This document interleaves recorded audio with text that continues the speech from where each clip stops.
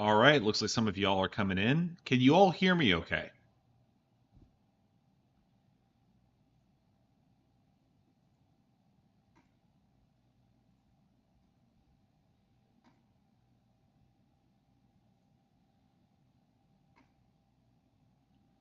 Okay,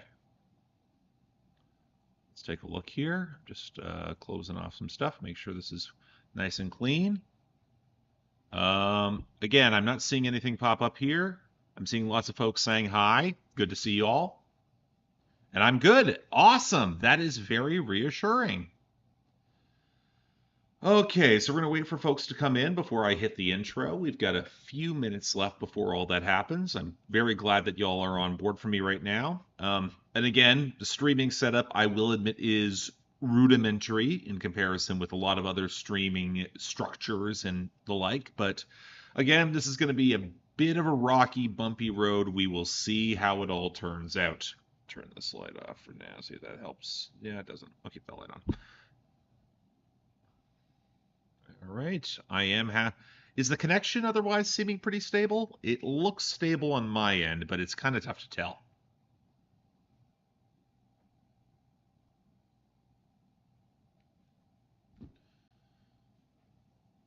And again, I got lag with chat, so we will see how that turns out.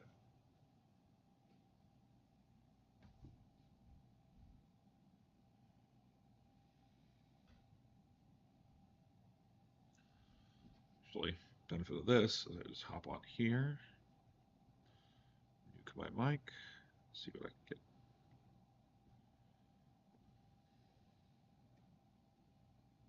get. Yep, looks good. What up? A lot of people are saying hi.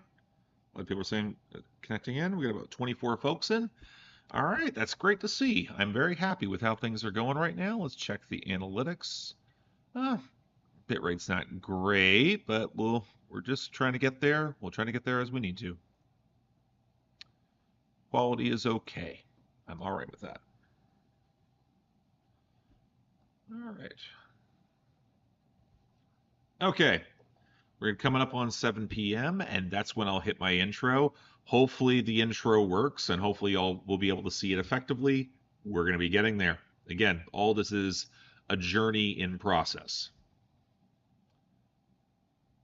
So, let's go.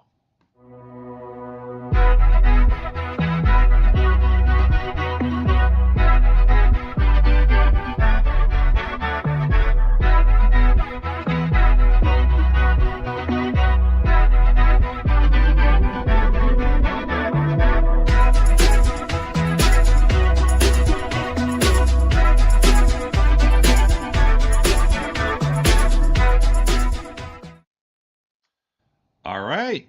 Well, hopefully that turned out all right. Again, playing through all this in terms of what streaming is going to look like. I already can tell there's going to be a little bit of glitching here. So again, more people are joining. Bitrate's not stellar, but we will, again, trying to make sure this is we're learning as we go here. All right, close that here. Stream settings. Looks relatively stable for now. Fingers crossed. All right. So first off, I want to provide a little bit of context as to what I'm doing and why I'm doing it. It looks like folks are pretty happy, and yes, folks are asking why it's fed up. Yes, for obvious reasons. So, reason why I'm launching this whole streaming thing, which to be honest is something that I have shied away from for a long time now, and I've got a lot of reasons as to why. I don't always feel like I'm the best on streaming. It's the sort of thing where it prioritizes a live reaction, and I'm not always sure that I'm the best at delivering that.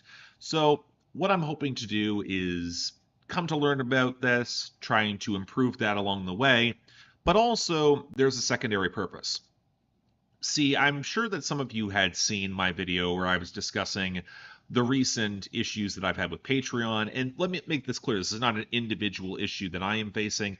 This is an issue that really impacts the entire thing. Yes, I know the video is lagging. There's not much I can really do about that. Again, it's the issue of the internet. Thank you for highlighting that. So one of the things I'm looking to do with this is specifically speak to music. and really highlight a lot of the stuff that's outside of my general purview. And part of that is, let me put it like this. With Patreon being as frustrating as it can be, I wanted to figure out with the YouTube memberships, being able to invest in that a little bit, if there's something else that I could deliver to you, which the memberships would make more sense. I feel like the memberships are very structured for a streaming focused system, but what would that system look like, especially coming from me? Because I've seen a lot of specific live stream reaction streamers and review streamers, and I got to admit, there's a lot in which I respect about what they do, but I've also seen a lot of flaws in that model that don't particularly work all the way. The big flaw for me, at least, is that I don't want to prioritize the negative. I would prefer to focus on things that are a little bit more positive overall. I want to be able to identify stuff that's outside my regular purview, and that takes us to Bandcamp. Normally, one thing you guys do not see as part of my job is that every week I go through all of my Bandcamp recommendations, and I mean all of them. And that's probably 20, 30 recommendations of new albums or new songs or new EPs that show up on my radar that Bandcamp serves me via their somewhat curated algorithm. I'm happy with it. I generally like it, but it's a lot of work. It's that additional amount of listening that y'all don't see that I do in the background, like listening to all the back catalogs of everybody that I cover. It is part of my work, and I honestly want to highlight that overall. So one thing I was thinking about this streaming, I'm like, I don't just want to focus on the negative. I don't just want to focus on the stuff that is going to prioritize and occupy a lot of negative attention that tends to be the bread and butter of a lot of reaction style streamers. I kind of want to discover stuff. I want to find stuff that is outside of my usual network of what I like to do. So I figured, why not some of y'all come on this trip with me? I think it could be interesting. Now, a couple things with Bandcamp is that it is a very different ecosystem. You're probably going to hear things that are outside of what you normally like, stuff that are probably outside of what I normally like. And I've got a methodology in terms of I'm going to be going through what I would normally be recommended throughout the course of a week or roughly around that. I do have some stipulations surrounding the stuff that I plan to cover, and that's where there might be some contentiousness. The first and most important of all of this is that I am not taking requests at all. I know that might, to some, that might be the sort of thing, well, you're leaving money on the table. Like, there's a lot of people who would pay you a lot of money to get certain things happening. You've seen how other streamers do it. And I'm like, that's not kind of the vibe that I want. I kind of want this to be more chill. I want this to be a hangout. I want this to try to set a vibe, for lack of better words. I want to be able to play stuff that some of y'all might not hear, might not otherwise go seek out, might be off the beaten track a little bit. So, and again, there is a lot of crap that gets recommended. I don't want to focus on the negative. We might encounter the negative, but who knows? We might find something that's new, something you would never otherwise seek out, and something that would never get recommended to you through Spotify's algorithm. You might find something interesting. But the other thing about Bandcamp is that it's often used as as a sales mechanism. It's used to sell stuff that is beyond just new releases. So there are some things that I want to focus on that's a little bit, I want to focus on the new stuff. I don't just want to focus on the other things that Bandcamp is usually used for. So there's a lot of releases that are outside of the existing calendar year that don't have that same interest to me. One thing you'll see a lot on Bandcamp is archival releases. So something from the back catalog of an artist from decades ago, and I would otherwise just kind of skip over. It doesn't really interest me that much because I'm looking to categorize what is going on here and now. And then going on from that, there's other things. You'll see the physical re-releases. Sometimes an album will get released and you're going to be like, yeah, I've already heard this, but they're just using Bandcamp to sell the physical copy. There's other pieces I'm not hugely into. I'm not into live albums in the same way. I know they were a thing at a time. They're not really for me as someone who is really antsy about production. I'm also going to say I'm not huge into posthumous releases as well. You all know the reasons why if you've been following my channel or Billboard Breakdown in the meantime. Please go subscribe to Billboard Breakdown if you haven't. I am still doing that. It's just on a side channel. The other thing is that multi-artist compilations. I might get the most pushback on this, and I would understand why, but For me, a lot of compilations, they're often done for charity purposes. They often have a very good meaning and role in the ecosystem, but they're not really. If I want to highlight a song on this stream, I want it to be representative of the album or the project or the EP that I'm exploring. Going for a multi-act compilation doesn't really get into that granularity, doesn't really fit the purpose of the show. Finally, you're also encountering things like sample packs. So you'll see this a couple times in like instrumental hip hop, where some people are going to put up like a variety of samples that they've clustered together and they're selling through Bandcamp. That's cool, but it's not really what I'm looking for here. It's kind of selling the pieces of a puzzle. And then you have, of course, the covers albums. I generally veto covers albums on my regular schedule as it is. Don't have that same interest. I'm going to take a look at a couple of the questions that come up. Keep in mind, I have set this at relatively normal latency, so it might take a while for me to see this. So question here, can I ask if an album is on your schedule of voting? No, you can't. You got to be a part of the patrons in order to get access to that. Honestly, completely understand if you don't want to take requests. Yeah, I appreciate that y'all being understanding about that. I just don't have that interest here. And especially as I feel, again, it prioritizes the negative and you want that serious, angry reaction. And that's not what the vibe is going to be here. It's going to be trying to cultivate a vibe. And I say that because I've already gone through a list of what's coming up. And to answer one of your questions preemptively, this stream is going to go long. I'm imagining probably about 2.5 hours. Probably. It might go a little longer. We will have to see. Are you going to be playing the Bandcamp albums in the stream in full? I don't think that's legal. See, that's the funny thing. When some of us go back behind the scenes and actually get the necessary licensing in order to do a proper radio broadcast. Because as I'm going to cite my buddy Nash from Radio Dead Air, please go check out Nash. He does great stuff. One of the reasons I actually want to highlight that is there's actual specific licensing that you can get in order to broadcast through radio or through internet radio. And guess who managed to secure that a couple weeks ago? We're all good here. So then folks are like, this is our time. All right. Okay. So again, we're trying to cultivate some of the vibes. We're not doing hate listens. Somebody's asking about the Alchemist album. If someone puts it on my schedule, maybe.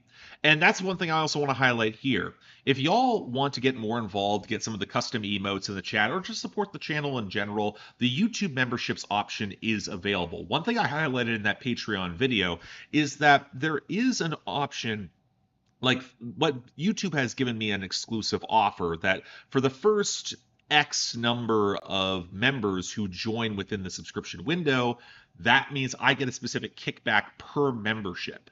So if y'all want to get involved in that, that'd be nice and charming, at least on my end. But again, don't feel any obligation. It's tough times out there. And again, I'm just here to set the vibe. If you want to help support the channel, I'm okay with that too. So, do I have a set list of music to listen to for today? I do. Now, if some of y'all want to follow along at home, it is on the Bandcamp app. And one thing I also want to highlight before going forward, if you want to support any of the artists that I'm talking about here today, be sure to buy the music tomorrow, because tomorrow is Bandcamp Friday. And every Bandcamp Friday, it means that the website does not take their cut out of what they would otherwise charge an artist for utilizing their service. All the profits go to the artist, and here we support the artist. So again, if you see or hear anything that comes up, please be sure, take notice. But again, a lot of the recommendations go through the app. You will probably see, if you use the app yourself, you will probably see stuff that I might be covering in advance. But let's cut to that screen now. Let's get things started. All right, we're going to start off with some of the album of the day discussions here as well. I'm going to shift that just slightly. Actually, you know what? I'm going to move that over here. That looks better. So one thing we're going to start off with is the album of the day listens. These are the stuff that Bandcamp specifically highlights. And we already have an example of one of the projects that I'm going to overlook in this general conversation, but we'll get to that when we get to it. So let's make sure I can interact with this. I'm going to go here, and we're going to go to the Manu Chao Viva 2. A little bit of context about this guy. He's a solo artist. He's actually surprisingly old in terms of getting any sort of like shout out here. I don't know if you're seeing some of this on screen again, but he's a one-time Parisian busker, has made multilingual music, age 63, putting out this album right now. It looks like he's got full distribution. Let's see what we have on the album itself. Do we have lyrics? And the song that we're going to be listening to is Viva Tu. And it does not look like we have lyrics at this time, but that's okay. Again, we're going to be learning things as we go here. I'm going to go back a bit, hopefully figure out how to get back here. More from Band. So we're going to go, actually, Bandcamp Daily, Album of the Day, two. And here we go. From Manu Chao, Viva Tu. Cada día que me enamoro. Me enamora, me enamora.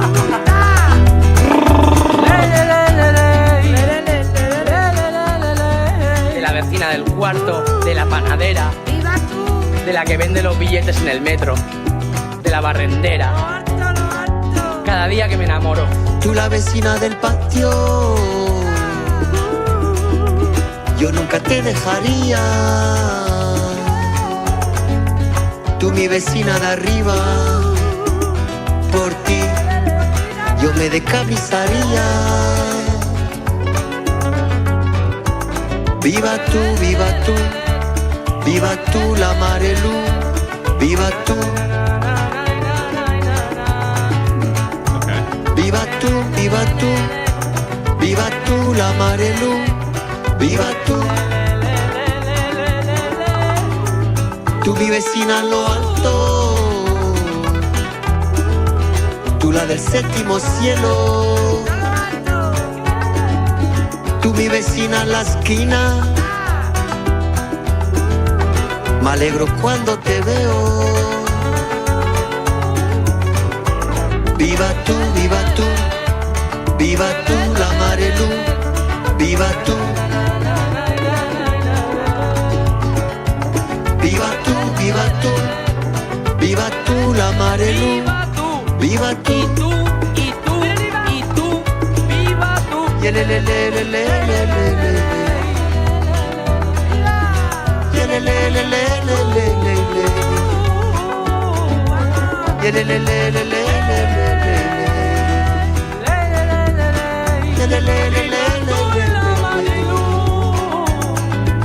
Tú mi vecina en lo alto,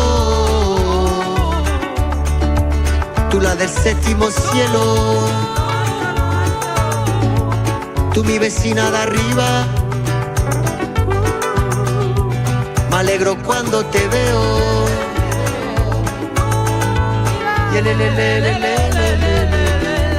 Cada día que me enamoro. ¡Que se enamora! Esto me representa. ¿Es así? Me enamora, me enamora. Pásame el guap que me hago el vinilo. Esto me representa. Cada día que me enamoro. Viva tú, viva tú, ¡Viva tú! viva tú la Marelú, viva tú. Viva tú, viva tú, ¡Viva tú! viva tú la Marelú, ¡Viva la Marilú! viva tú. ¡Viva tú! Y tú, y tú, y tú. Cada día que me enamoro. ¡Viva tú! Y tú, y tú. ¡Viva tú! ¡Viva tú! Okay, that was Viva 2 by Manu Chao. And overall, again, like it's interesting with the song here. Again, I saw some discussion in terms of it's having a bit of a regional Mexican vibe. I would say that, but again, this is where I'll reveal some of my own ignorance. Some of the Latin textures and differentiation between Latin nations is something that I don't always feel I have the best background in to specifically identify the differentiation. One thing that's highlighted in the description here is a certain amount of cultural exchange that comes between the artists. And he might be pulling upon a broader cross-pollination of artists and sounds. And overall, it's very pleasant. The guitars were warm, the groove was nice. I think his voice is a little bit weak, and I feel like the song got a bit repetitive in certain elements, but not to a bad extent. Again, it has the vibe of being extremely pleasant. I certainly cannot complain about that. Yeah, overall, I'd say that is good. One thing I will realize I have to do at some point is institute some sort of poll to see how all of y'all react to that. I need to figure out more things within OBS. It's going to be an ongoing thing. But okay, that was a good start. I'm generally pleased with that. Let's move on to the next one here. Ah, this is one I've been looking forward to. This is from Nick Lowe and Los Straits Jackets, Indoor Safari. I have been looking to get more into Nick Lowe for some time. Again, it's been a while since he's put out a project, and I'll freely admit that it's been not fully on my radar. It's one of those things like massive back catalog. I'm a little intimidated to get fully into it, but this is something new, a release that he hasn't put out in a long, long time. So, all right. Indoor Safari by Nick Lowe and Los Straight Jackets. Here we go.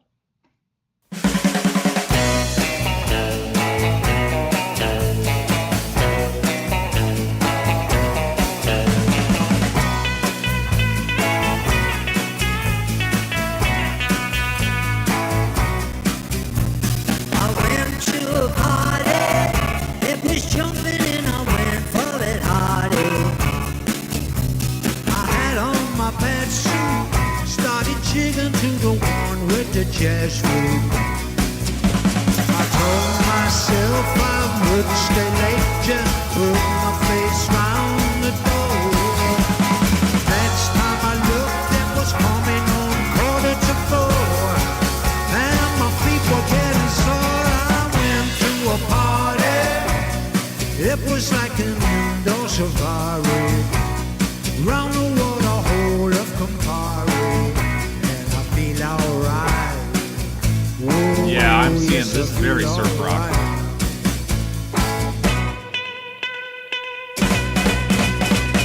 Like early to mid 60s surf rock, especially with that guitar tone. I went to a party, I was circulating round pretty smartly. You could say it was high tone, but I was representing your low zone. Yes, I was. A man came up, said I got all your stuff, it's just sublime. But for me, your best is familiar time. I said, where do I sign? I went to a party. I went to a party. I went to a party.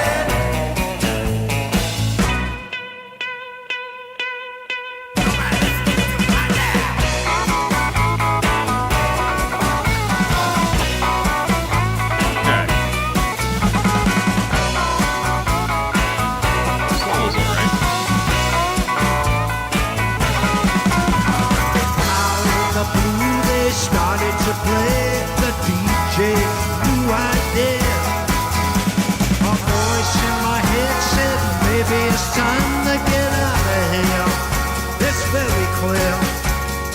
It's been fun, but it's time to party long. I went to a party. Hey, I went to a party. Hey, hey, I went to a party. Hey, I went to a party. Okay. You know what? I feel like this is one of those weird things where it's a punk, especially when you look at Nick Lowe's catalog and background as described in some of the description here. I'm not, again, it's the sort of thing where I'm not hugely familiar with said back catalog, but I also know that it's pleasant, but it's not genre breaking. It's not really challenging in any specific way. If I go to the lyrics, let's take a look, see what lyrics we have here. I'm not sure if we do. Oh, we do. Went to a party. Okay, let's see if I can't really zoom in much. So I got to figure out OBS more. Yeah, I mean, I get the opinion that there's some level of irony or some level of deconstruction here, but I'm not wowed by it. I got to be honest. Like, maybe it's part of the vocals that didn't have a lot of intensity to it for me, or maybe it was just the general vibe. It just felt a little tame. But again, when you have punks that get old, that is punks that get old. That's kind of what you would expect for that sort of thing. And again, like when you see some of those tempo shifts, it's kind of interesting, but I wouldn't say it was like spectacular either. It was all right, but I wasn't wowed by it per se. So again, respect to a legend, but I feel like I should have gotten a little more. All right, let's keep moving on here. We got from Hatali, Waiting for a Sign. That's what we got here. Okay, so there's an Arizona-based musician and poet making rich atmospheric records built around slacker rock guitars, country, and new wave. We're getting some interesting comparisons like Alex G and Mac DeMarco. This is his newest release. Um, Very interesting that we get a song on the opening song is titled Alex Jones. Oh boy. All right, you know what? Let's give this a shot. I don't know what I'm expecting. Here we go.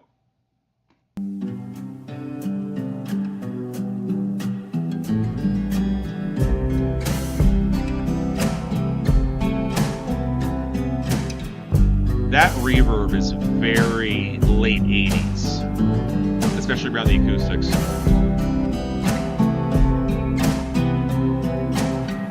I'd love to tell, I didn't want to be. So are those vocals. Before the ships set sail and landed at our feet. Before the world was new and its name was cast along.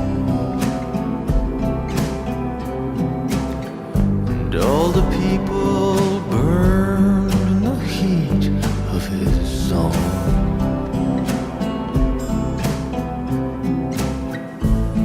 Today we're blue, nothing new, sitting tight in our skin, a subtle burn still delta thin. And so you claim that you've won, Those pedal steel accents are real nice. I like that. I like this a lot. that your next claim Chris Isaac's a good parallel. I like that too. the sun.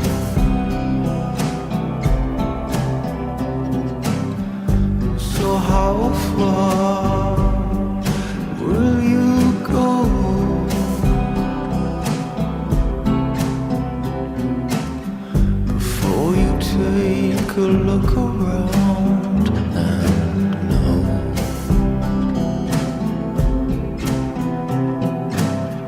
that your path was aligned That's really with the nice. force you sought to fight? It's dizzying unknown. We've sung it time and time before. And now we sit here with ourselves, talking of reclaim or sinking in our shells. It is cozy. How did It is we very much a cozy song. I like this a come lot. so quickly?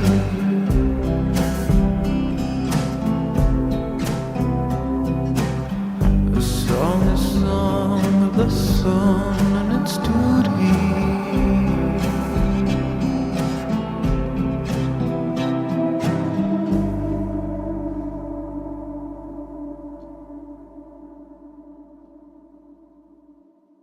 That was Burn by Hitali from the album Waiting for a Sign.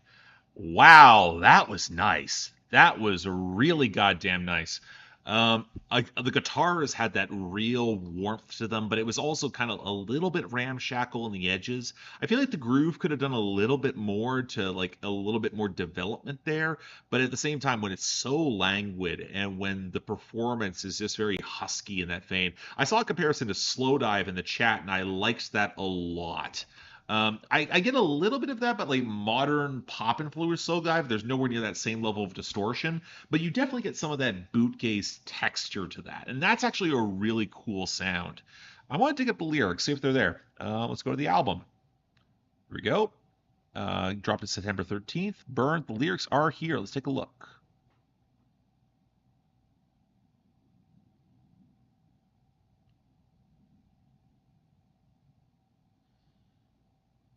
Hmm. That's interesting. I do like the poetry here. It's just it's very much like the sort of love song that feels like it's love lost very obviously, and it's trying to reflect upon that, and you can tell he hasn't quite put it all together. But certain words here I really like. I like certain framing here. Sitting tired in our skin, a subtle burn still dealt within. That's nice. That's really good. Okay, yeah, that was really, really good. I like that a lot. Okay. May have to keep that in mind if folks want to put that on my schedule later. Hint, hint. All right, let's get back to Bandcamp here. Let's go to Albums of the Day. And here's one I will not be covering. So the Izumi Mibi Kobayashi, the Choice Cuts 1978 to 1983. This, I actually took a look at the description ahead of time. This specifically is an album that is a compilation. It's kind of like a greatest hits from her albums that she put out within the first 5 years of being active, which, again, it's cool, but it's not really what I'm looking for when I'm covering albums on the series. Again, if you're curious on it, you want to get those greatest hits elements, that's where your option is. But again, not sure I was fully there. So instead, we have a song from a band called Satan called Songs in Crimson. If you can't tell, this is metal, because this is Satan's 5th album since Reform with their lineup from their 1983 debut. Okay, we got old metal here, folks. This could be, not gonna lie, this could be good, but this could also be very bad. So, all right, let's see what we have. Best of luck.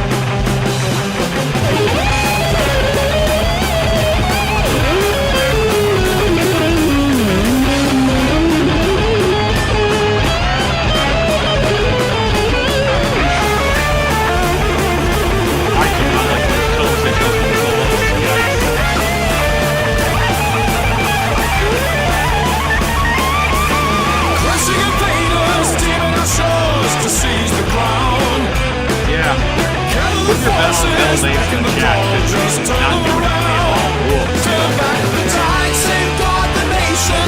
Turn the tide. Hold back the tide, kill this invasion. Repel the tide. Turn the tide. Turn back the tide. Repel the tide.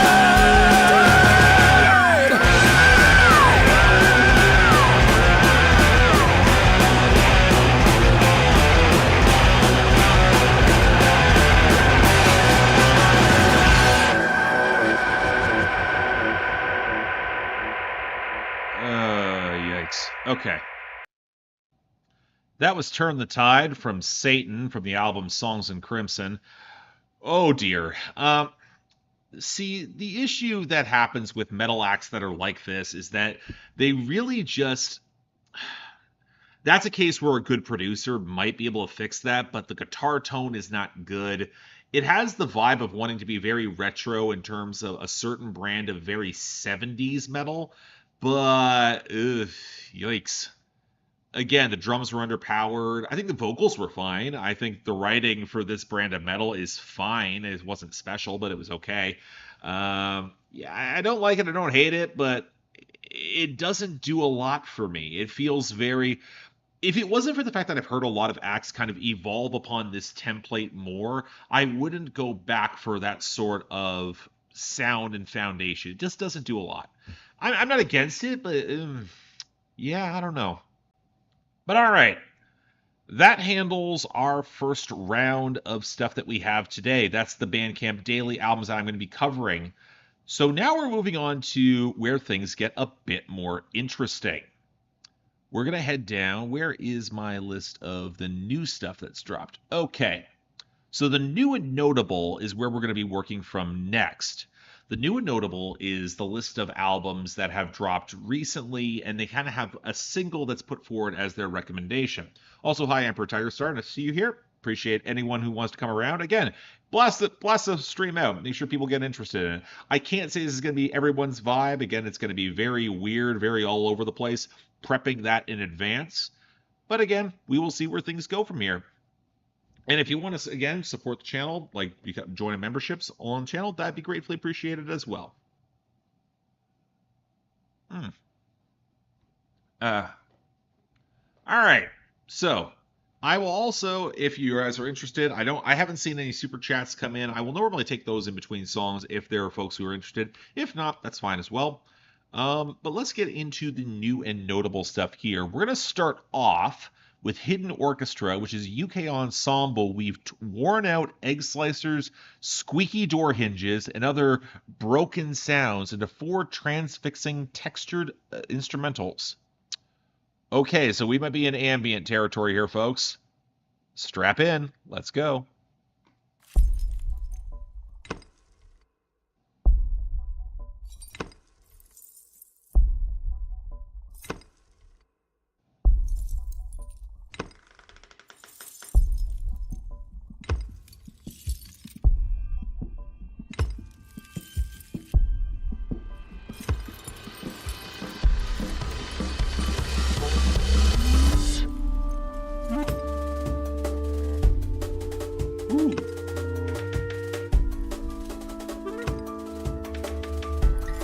That was a shift I wasn't expecting.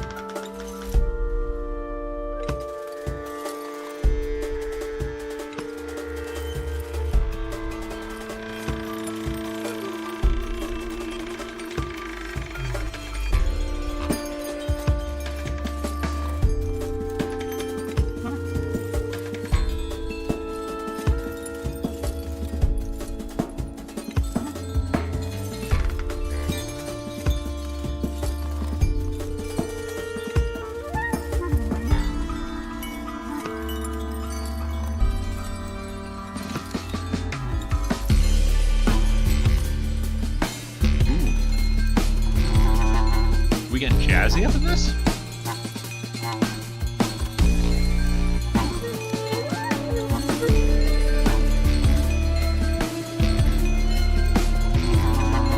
Okay, that is actually really cool.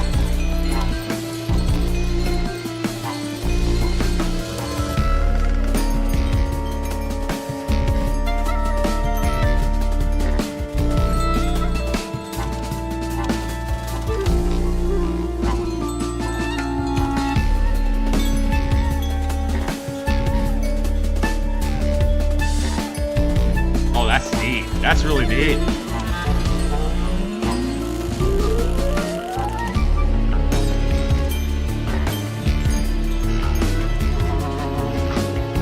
It's definitely quirky, but not in a way that I think is obtrusive. Oh, those strings are nice. Okay.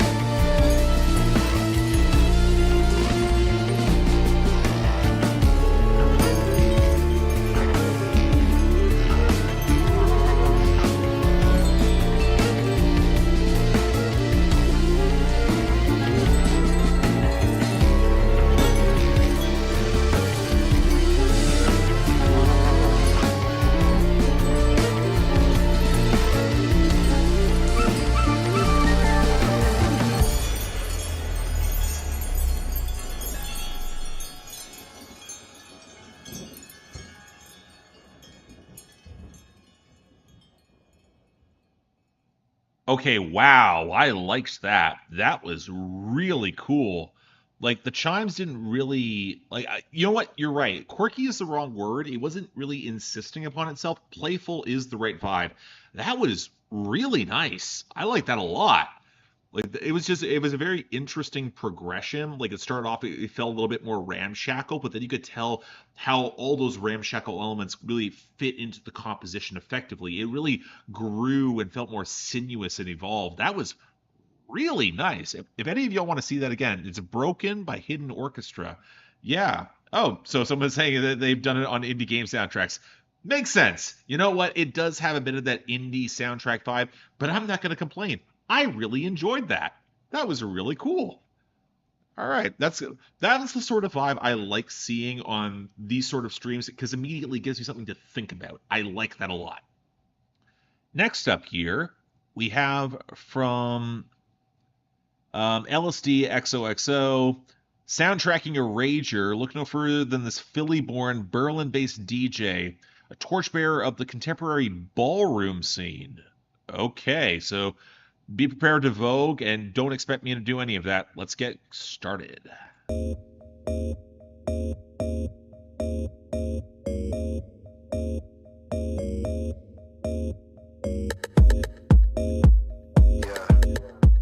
My heart, my heart, my heart, my heart, my heart, my heart, my heart, my heart, my heart,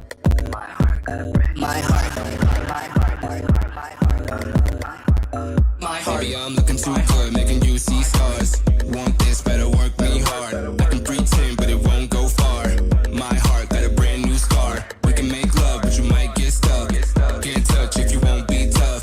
All that talk, better back it up. Break down, but I won't break up. Think too good to be through with us.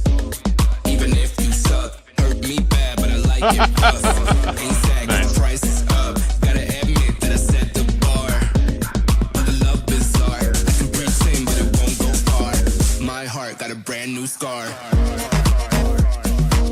My heart got a brand new scar. My heart got a brand new scar. My heart got a brand new scar. There's some bounce to it. My heart got a brand new scar. Baby, I'm looking too good, but you want this.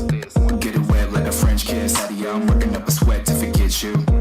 Late nights in the rear view. If looks do kill, I got a dead wish. Love will leave me headless. I'm looking at you from across the room. Loving like you. Yeah, I hear that. Think too good to be through with us. Even if you suck, hurt me bad, but I like it rough. Ain't sad 'cause the price is up. Gotta admit that I set the bar. The love bizarre. I can pretend, but it won't go far. My heart got a brand new scar. My heart got a brand new scar. My heart got a brand new scar. My heart got a brand new scar. My heart got a brand new scar.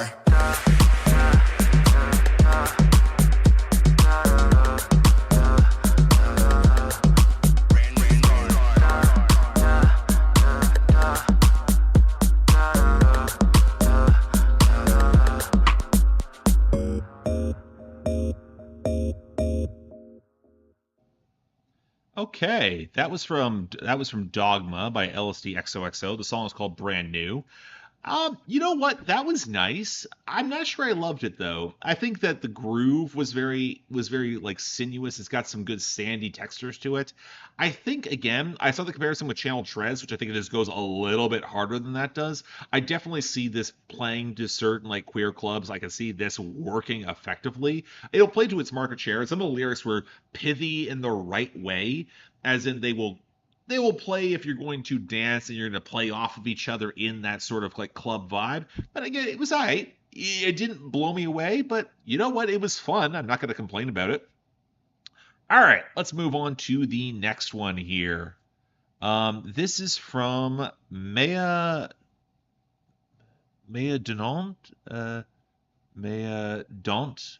Wow X. So it's a solo debut. A Belgian pianist sublimates her classical training into subversive, delirious, avant-garde pop. Okay, that looks pretty interesting. The song is called Desire. Let's hit it. I haven't seen myself for a while. What is the thing that matters? To exist or to know your existence.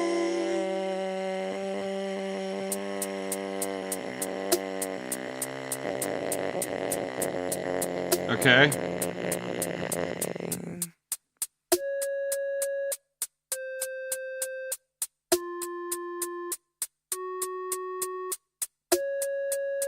Remember when I said it was going to be weird? Yeah, we're there. We're there.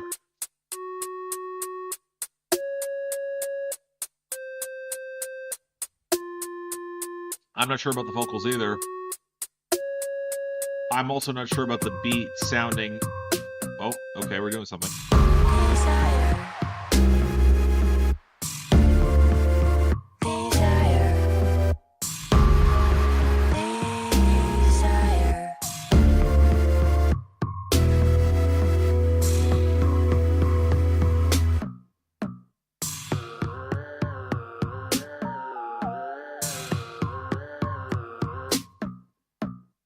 This is going to be somebody's thing. My body to the bottom.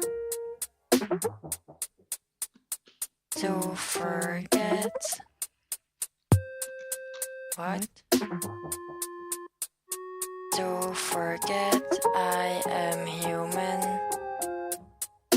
Plunge my body to the bottom of wide waters.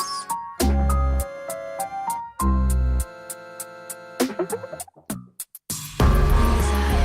I'm willing to accept I don't understand this. Desire.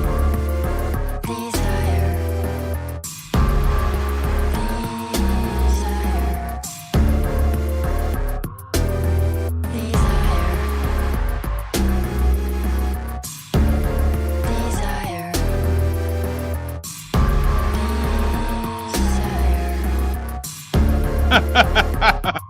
Yeah.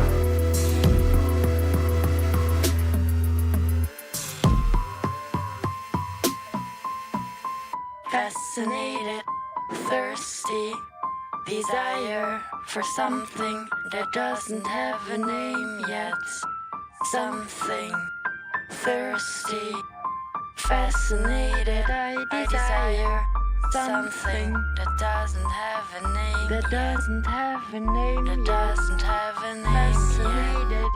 Fascinated, desire for something that doesn't have a name. That doesn't have a name. Doesn't have a name. Fascinated, that doesn't have a name yet.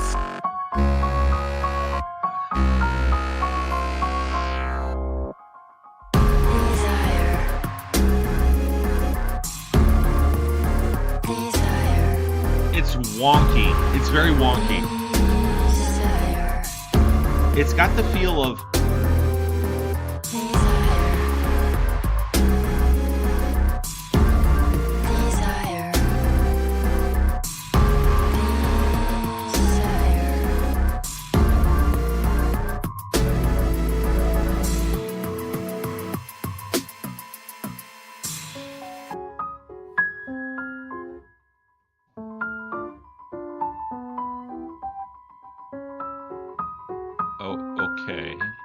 Piano work's really good.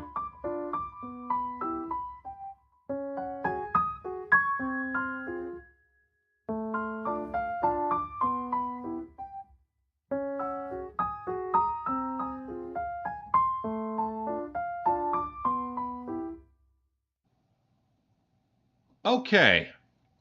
Um, that was odd. I'm willing to accept that I don't understand that song.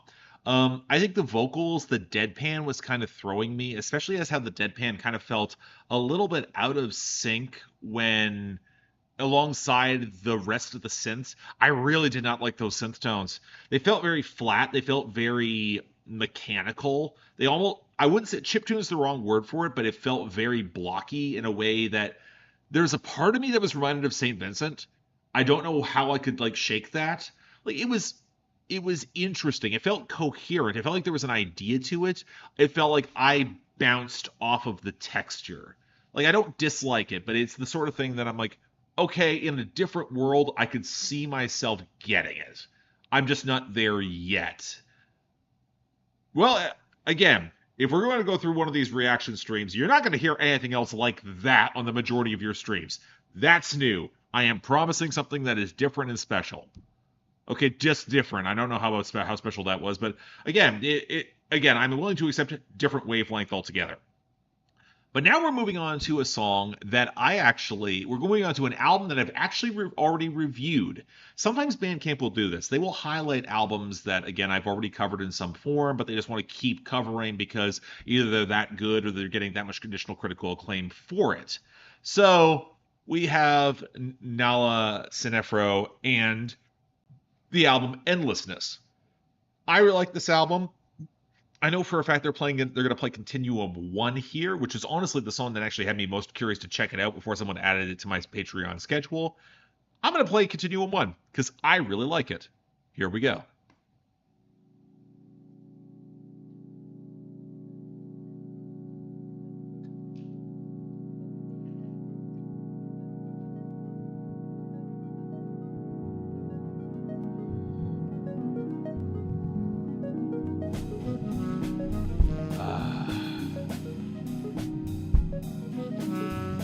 That horn is so good. Also, one thing you might not know, drummer of Black Midi is playing on this song specifically.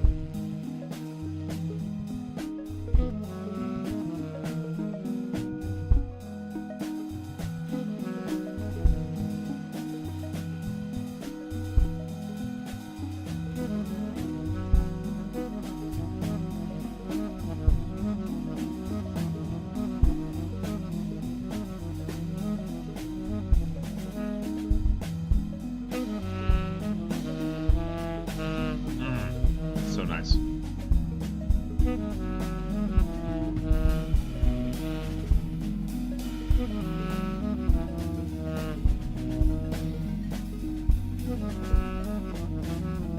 Changing the vibe of my background lights.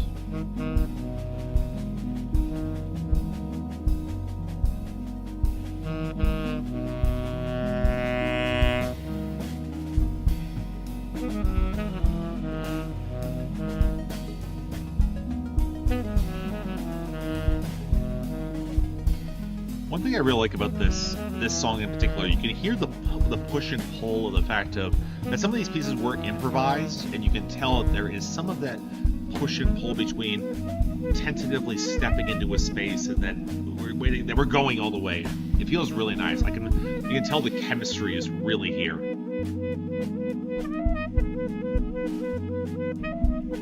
Ooh, that's nice.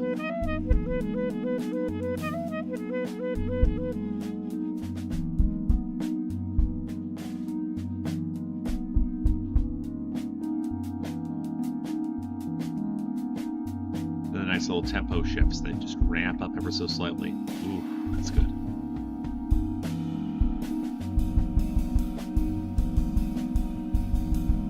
Again, jazz. I'm not complaining about jazz.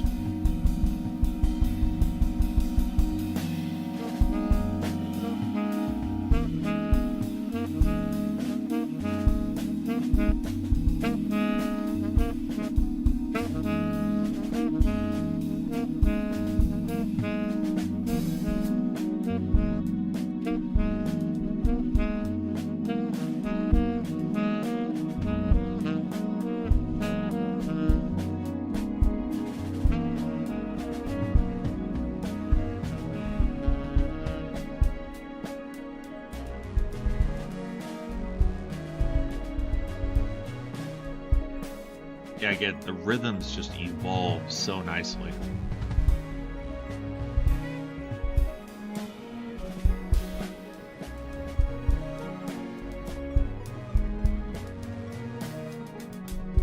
I'm still on the fence about the synthesizers, but at the same time, like they're not to the point of being distracting. They're blended rather well alongside everything else here. And the strings sound great.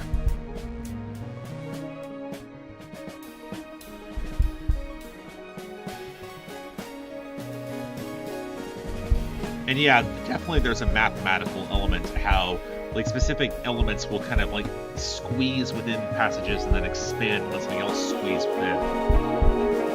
Ooh, that's nice.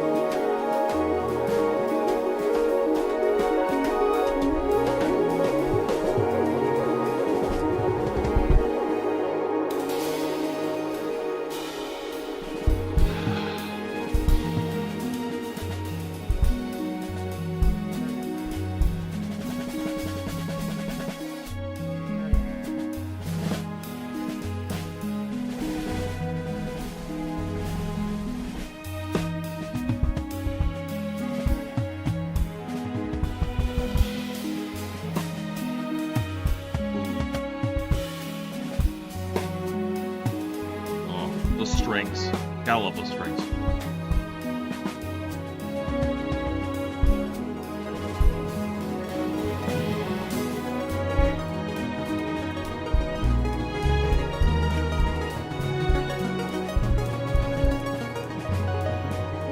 I am feeling that. That is nice. That is nice.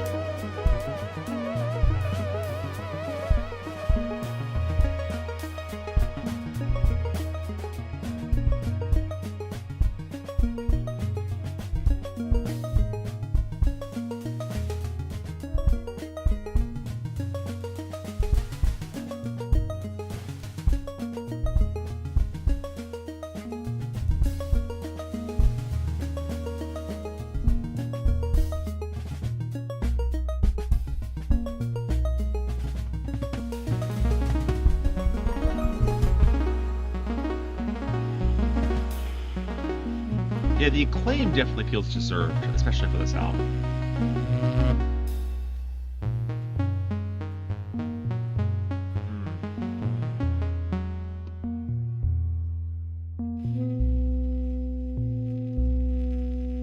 Oh, that's beautiful.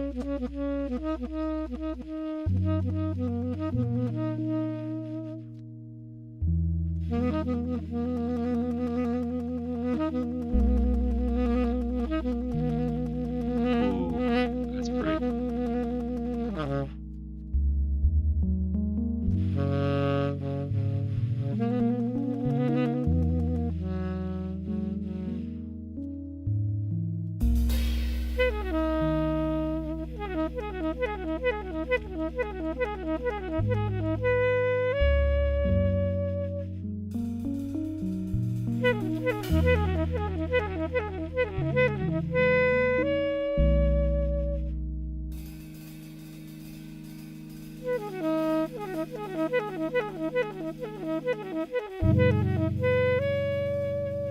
Ooh, ooh, ooh, ooh.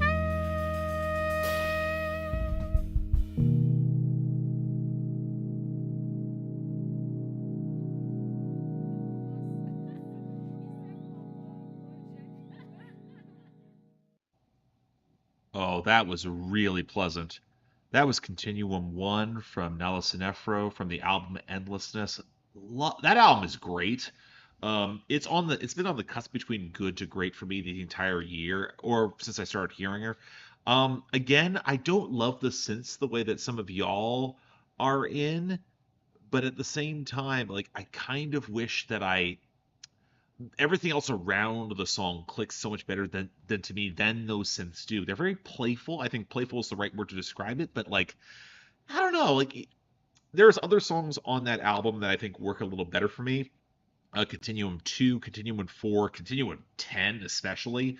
I just feel like the build works very well. The thing with that album is that it kind of meanders. It doesn't really build strong crescendos at all, and not really interested in doing so, which is fine, but again, it's just very different. And again, if y'all want to get pulled into that, please go check it out. I already reviewed the album. If you want to go check out the review, I'd be very grateful for that. Because again, that review did not do well because ambient jazz reviews, you can't imagine why those would do much on YouTube. But again, like, we'll have to, if you guys want to go check out the review, I did already talk about this one, and it is a really good album. You should go check it out. Next up, now for something completely different, we have from Atran de l'Air.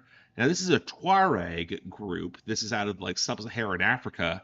And the song that we're going to go for here is going to be, apparently this is a bit more of a rock song, a little bit more of a rager. And the song is called 100% Saharan Guitar. That's the name of the album. The song is called Igre Messina. Again, this is the sort of thing where I am revealing my struggle with languages that are far outside of English. I am trying. This will be a learning curve for everybody. Trust me on that. But all right, here we go.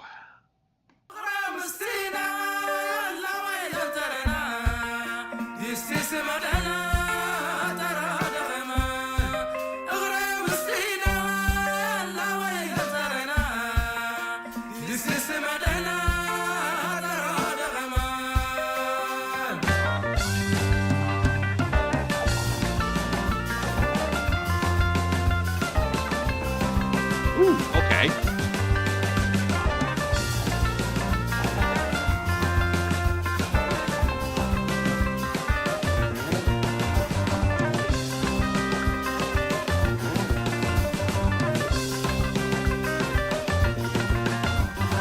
Definitely more mathy than like an M2 guitar, but like, this is cool.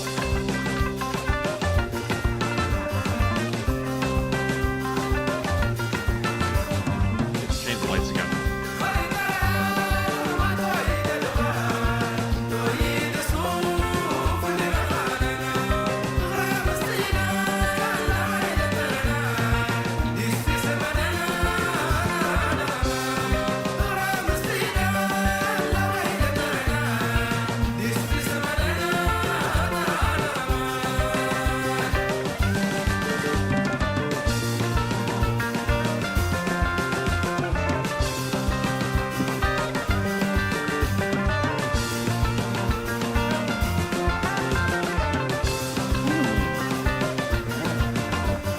Guitar work is excellent.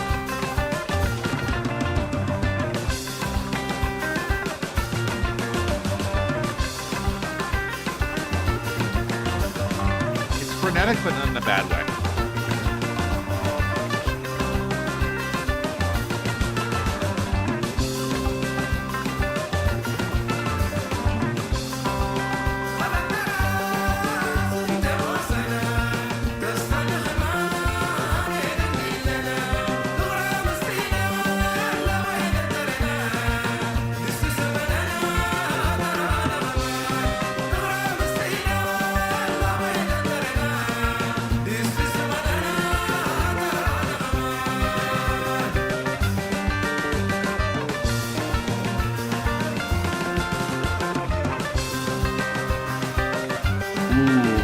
That's got some bounce.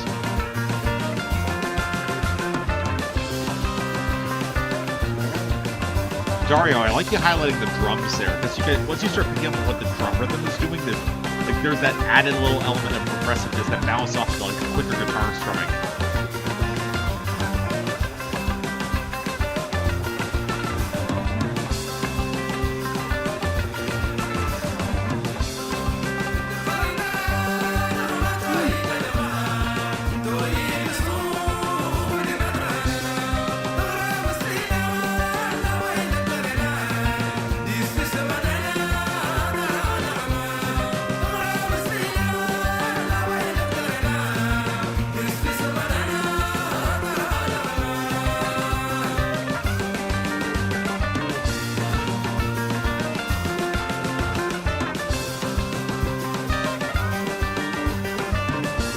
Okay, I'm waiting for the solo or something's going to flip up the groove here.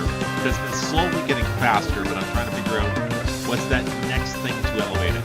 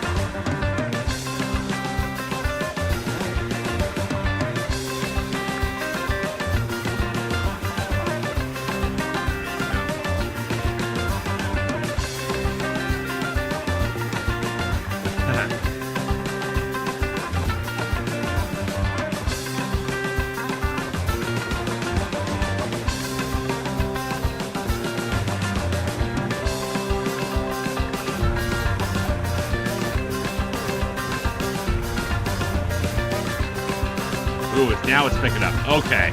All right, I'm feeling this.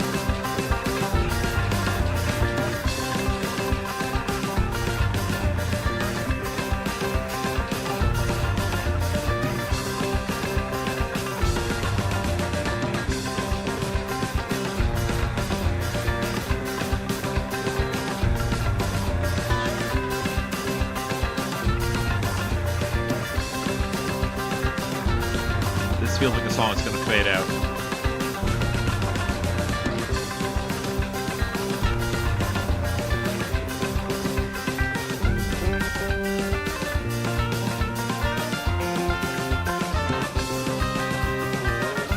Man, that is quick guitar work.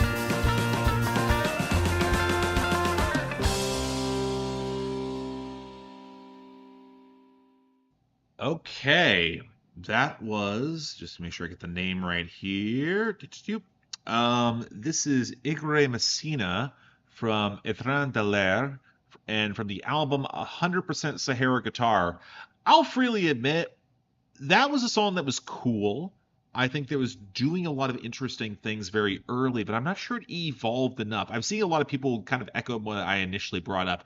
It was interesting, but it could have afforded to build. Like, the build-up was getting somewhere, and it just never fully paid off. Not going to complain. It was good.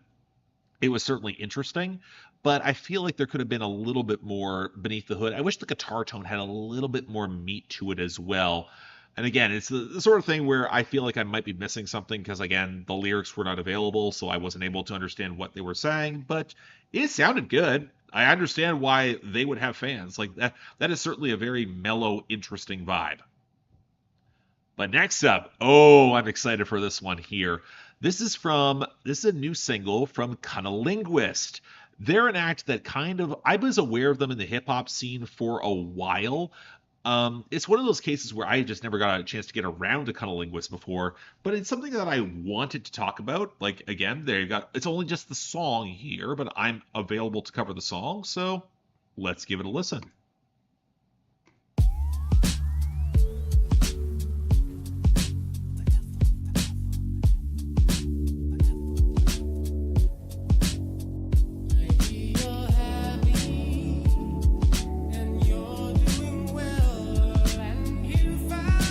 Bit of a change of pace if you can't tell.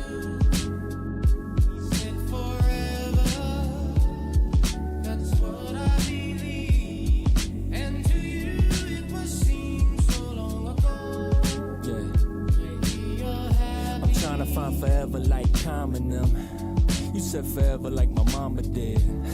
But that was right before my mama slid. And now I'm stuck around tripping where the trauma lives. The baggage that I arrive with might ruin me. These bags under my eyelids, not Louis V. The backhanded replies ignite foolery. Long distance design inside truancy. I mean, it's true I try and see the good in people, but I don't know if I'm good or evil. While some desire to be put in easel, others aspire to a wooden steeple. Glass box in a see-through church. Better concede if the parlay hurts. If I hate you, it can only get worse. You can't leave if I leave you first. You know? Damn! Shit.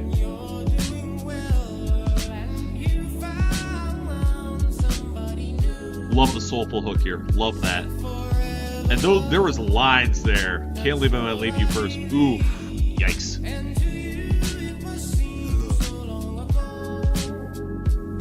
Switch up.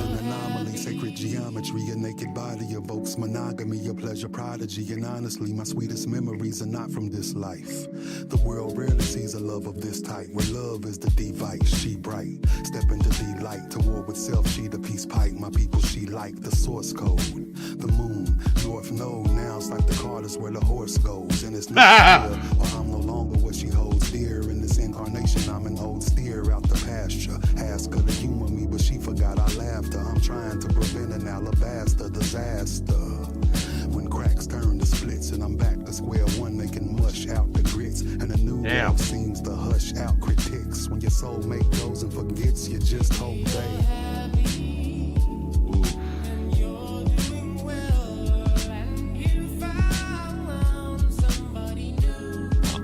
yeah.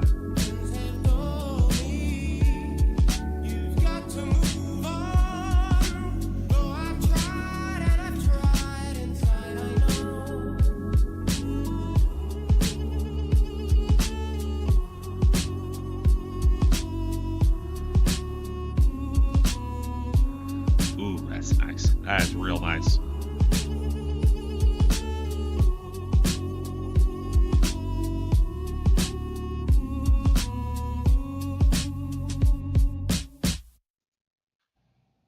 Okay, that was Forever by Cunnilinguist. It's coming hopefully from a new project because that was great. The Bobby Caldwell sample was excellent for fleshing out the background there, pitched exactly right.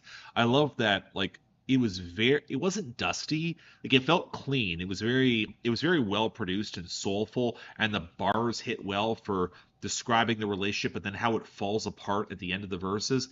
That was really nice. Again, Forever by Cunnilinguist.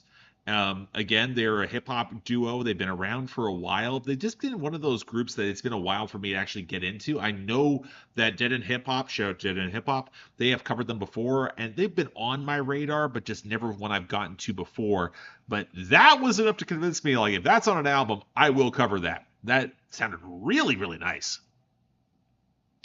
Okay, so next one we have up in here, this is one that I'm going to skip.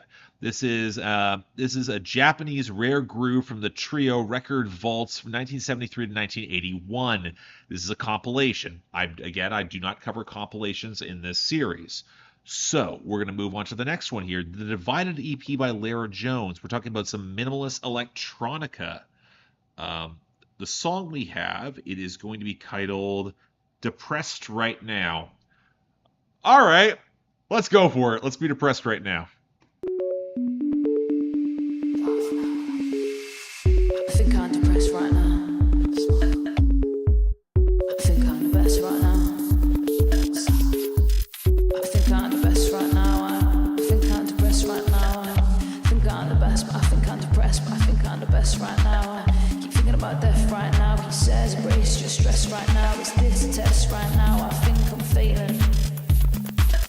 I hope you're impressed when you go orange dress, cause it hurts my chest right now. I think I'm the best, but I think I'm depressed, but I think I'm the best.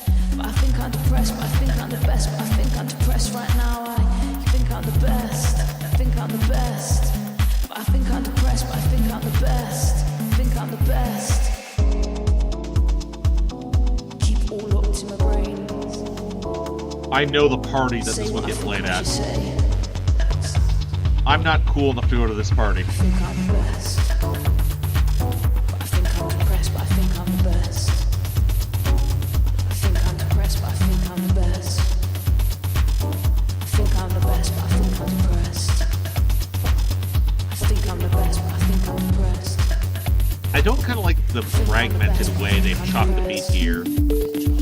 Like the groove is good, but like I don't love how they've chopped it, how fizzy it all feels.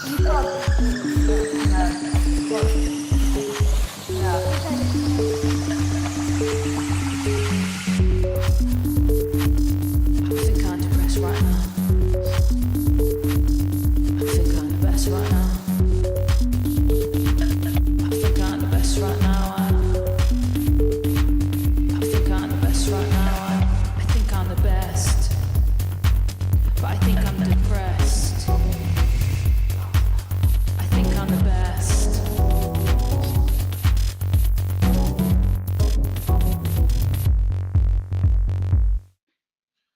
All right, everyone. That was Depressed Right Now from the Divided EP by Lara Jones.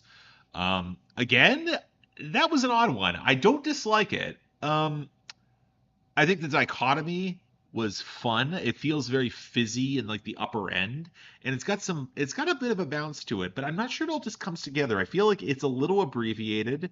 I feel like it has that very pithy line, I'm depressed, but I'm also the best right now. It feels like it's very bipolar, and I don't mean that as a pithy. I don't mean that as to be pithy or thrown away. I mean that as very descriptive of the actual song's content itself. And you know what? I can see that having an audience. Absolutely. Like I can see that working in the right place. But all right, that was interesting.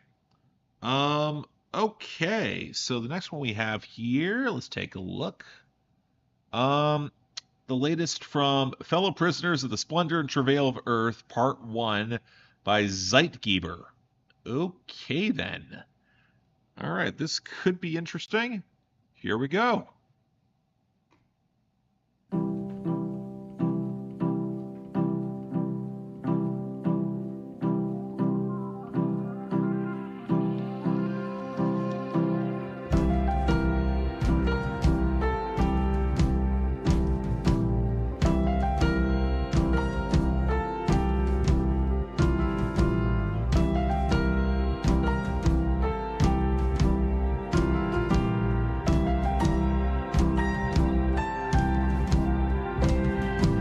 Oh, that's pretty.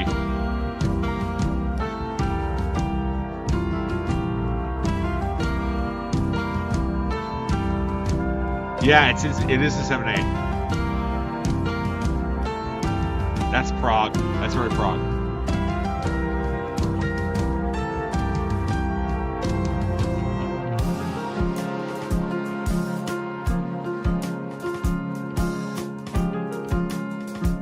Oh, that is cool. That is very cool.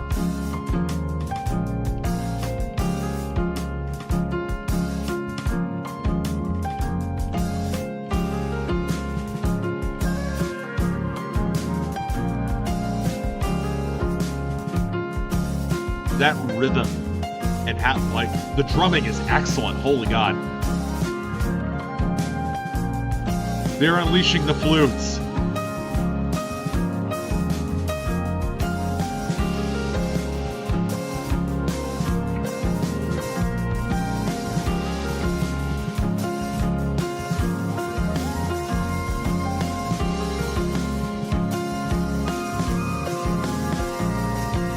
Oh, that drummer is that drummer's doing well. Wow.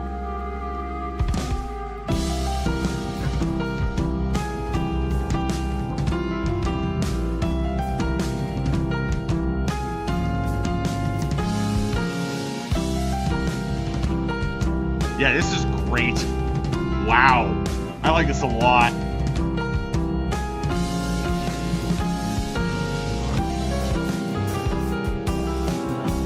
The piano work. Like, you get the staccato elements, but then, like, it's doing so much, but it's deceptively complicated.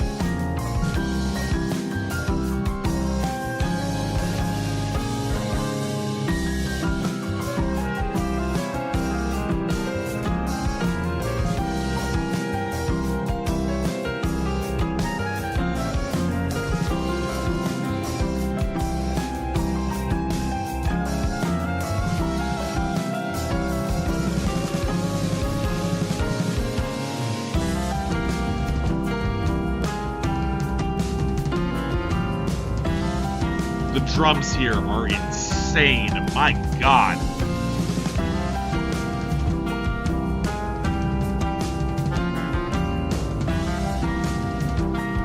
This is jazz.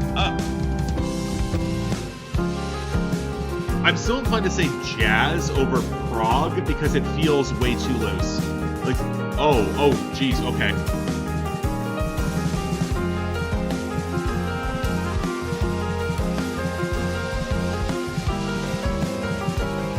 They're changing the key with every single one of these keyboards, every single one of the piano changes.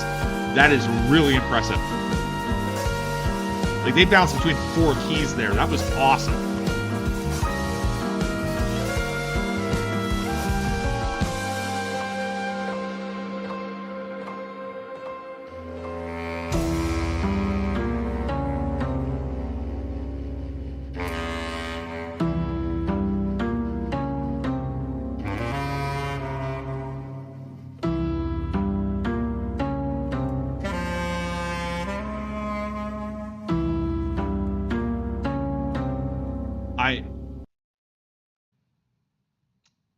Okay.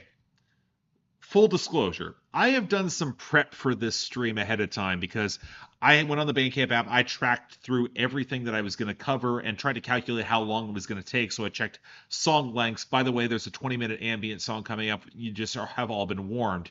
That was not on my list. That did not show up on the app at all, and I have no idea why, because that was really goddamn cool. That was really, really cool. I'm not sure how to grasp it, but for those of you who want to check that out, that was from Zeitgeber, Fellow Prisoners of the Splendor and Travail of the Earth, Part 1. Okay, then.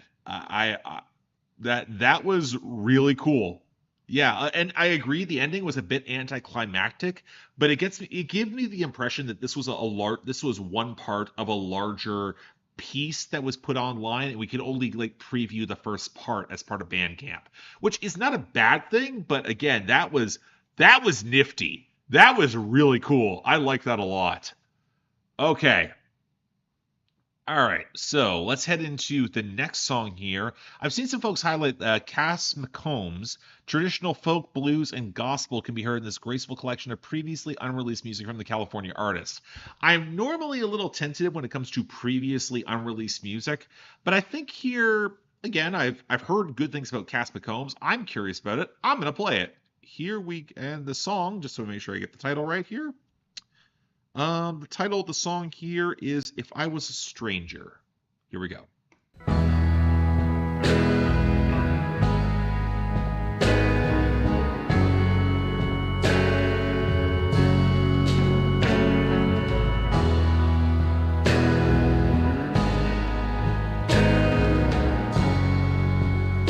This feels straight out of 2014.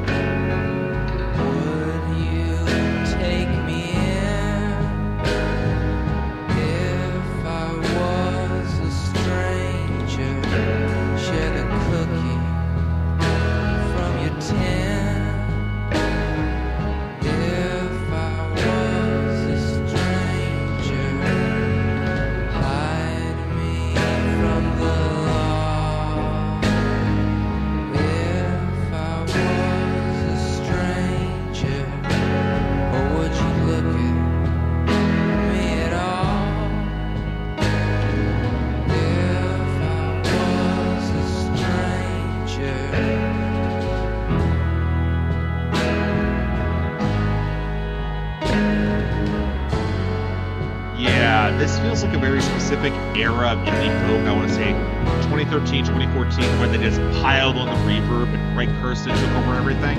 Yeah, that's that sound.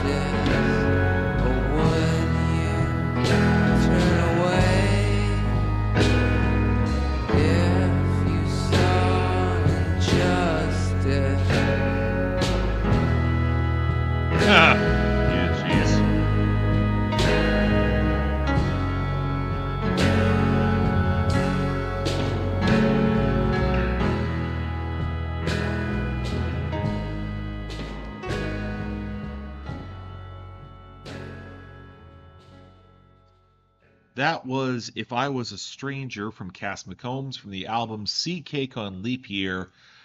Gotta be honest, I was not feeling that. It was okay, but again, the immediate thought with that type of reverb, it comes like straight out of Greg Kirsten, 2013, 2014, or maybe when he was initially blowing up. I hear a little 2011 from the indie scene. I get that. It'll work. I know the audience for this. I know how it works. I just find it a little ponderous. I didn't think the writing was strong. I didn't think the vocals were strong. That's what kind of lost me on that one. It was all right, but again, like I've heard better in this lane with a little bit more of a striking hook. It felt repetitive, and it didn't have the length to really justify that repetitiveness. But all right. Glad you all have stuck around so long. I'm assuming we're going to lose people. Again, 20-minute ambient song is coming. That is your bathroom break for everybody, just to put that put that out there for right now. But right now, we've got some electronic music coming. So let's get over to that. Okay, from Fote, a pastoralist producer inviting some guests to contribute to his latest work of almost pop electronic music. I question anyone who's going to call anything almost pop, because I guarantee it's not going to be poppy at all. But hey, let's give it a shot. The song is called Airlock from the album Windswept by Fote. Let's take a listen.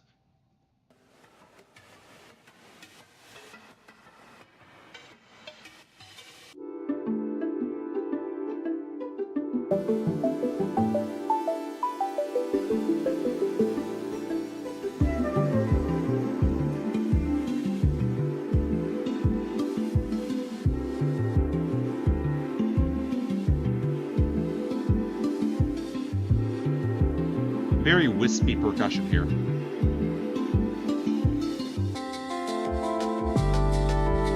That's a change. There's the breakbeat.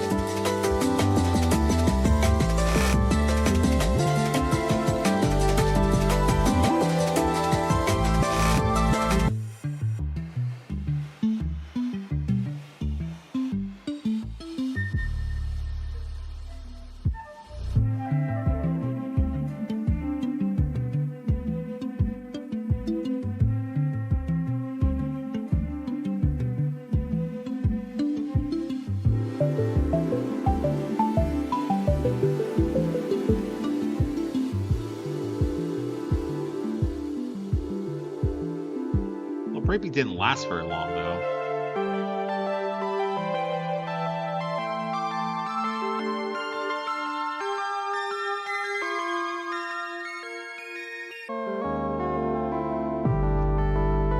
This sounds like a sampler. It sounds like a sampler.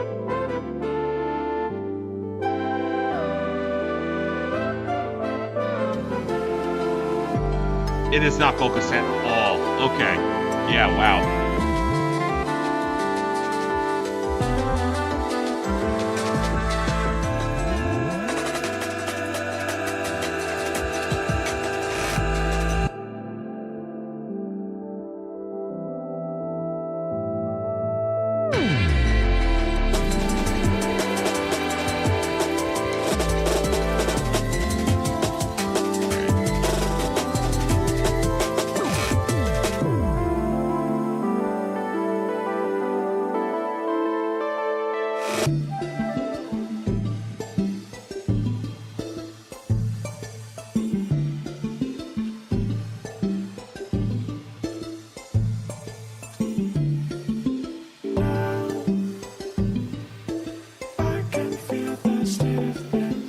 We got vocals now. Okay.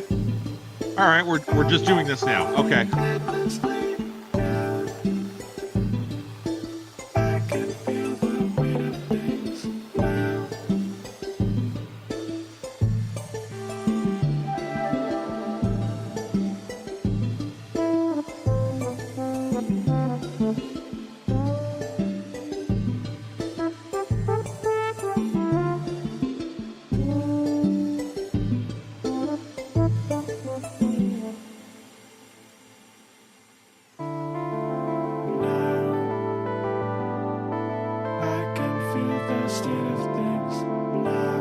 Can we pick a genre, please? Or a tone? There's like 5 good songs here that are not fleshed out at all.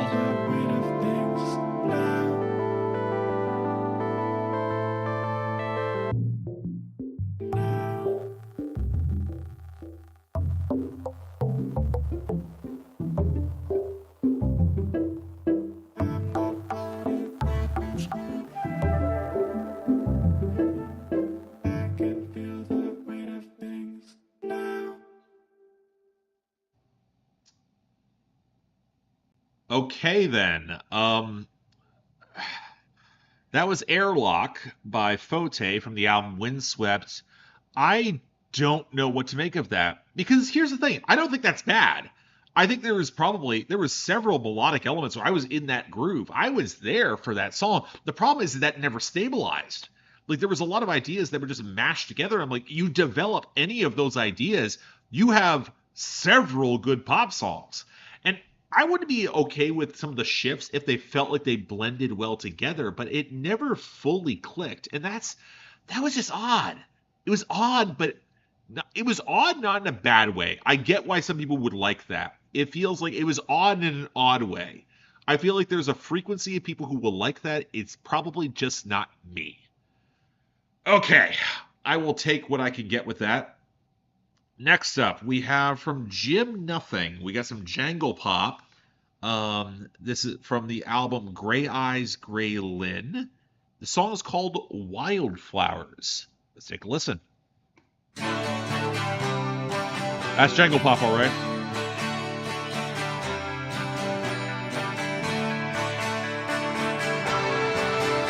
Ooh.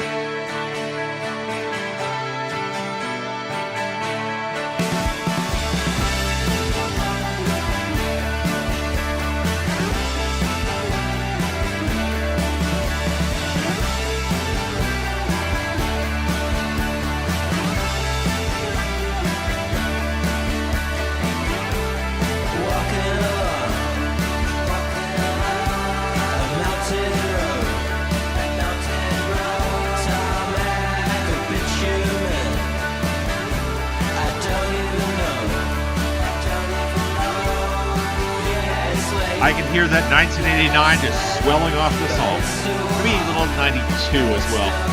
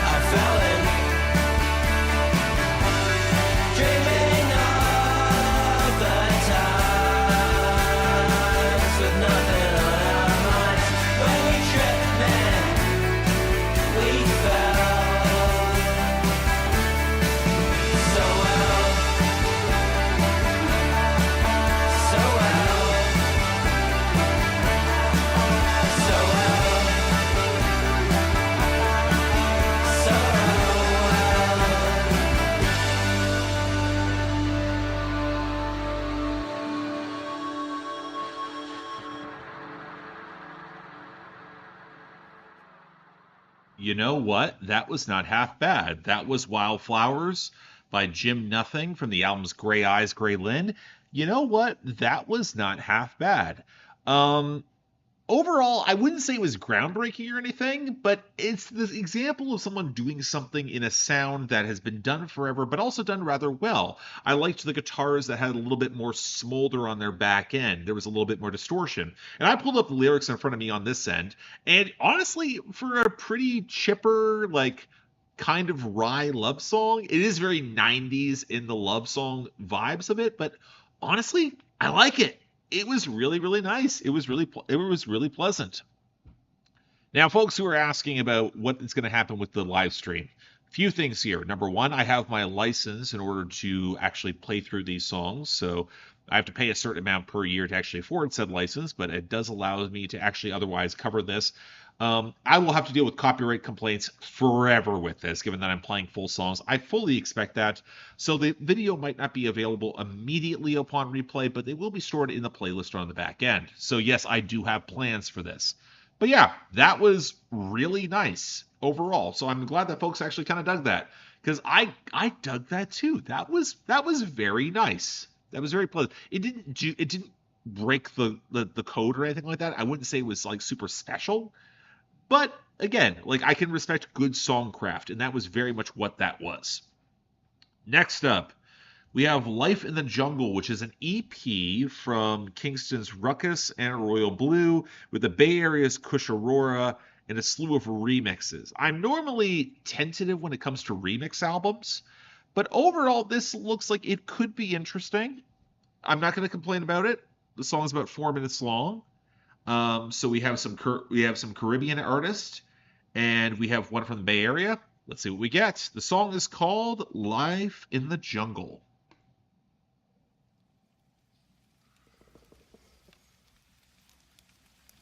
The Lion of Judah. is the ruler. It's brutal in the Oh, jungle, no. my friend. The Lion of Judah is the ruler. It's brutal in the jungle, my friend. Yeah. Life from the jungle. Life from the jungle again. Please get away from the reggae vibes. I don't care for reggae. Life from the jungle again. The Lion of Judah is the ruler. Oh, It's brutal in okay. the jungle again. Confusion, disillusion. It's crucial in the jungle again. Life from the jungle makes some boy humble. Oh, that's dance hall. Life from the jungle makes some boy humble. Life from the jungle makes some boy humble. Life from the jungle makes some boy humble. Life from the jungle. Life from the jungle again. That's just heavy into it. Life from the jungle. Life from the jungle again. Life from the jungle. Life from the jungle again. Life from the jungle. Life from the jungle again. Life from the jungle. Life from the jungle again.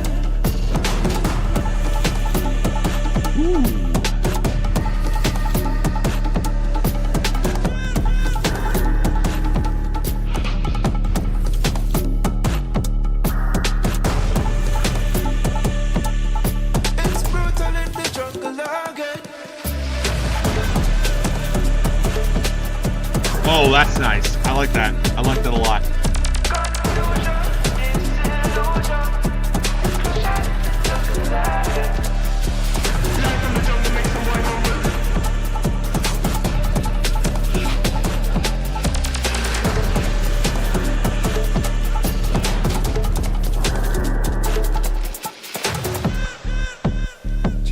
The Lion of Judah is the ruler. Oh, no! Don't do this to me! The Lion of Judah is the ruler. Oh, come on. You had a great groove there. Build momentum. Come on. Life from the jungle again. Life from the jungle. Ugh. Life from the jungle again.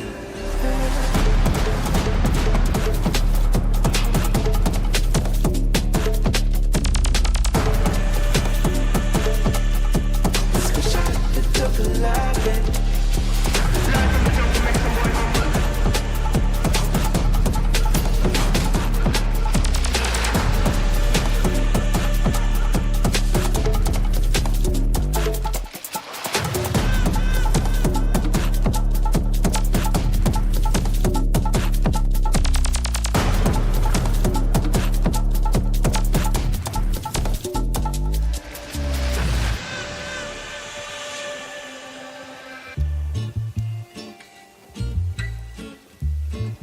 Why do you keep doing this to me? Why? Why?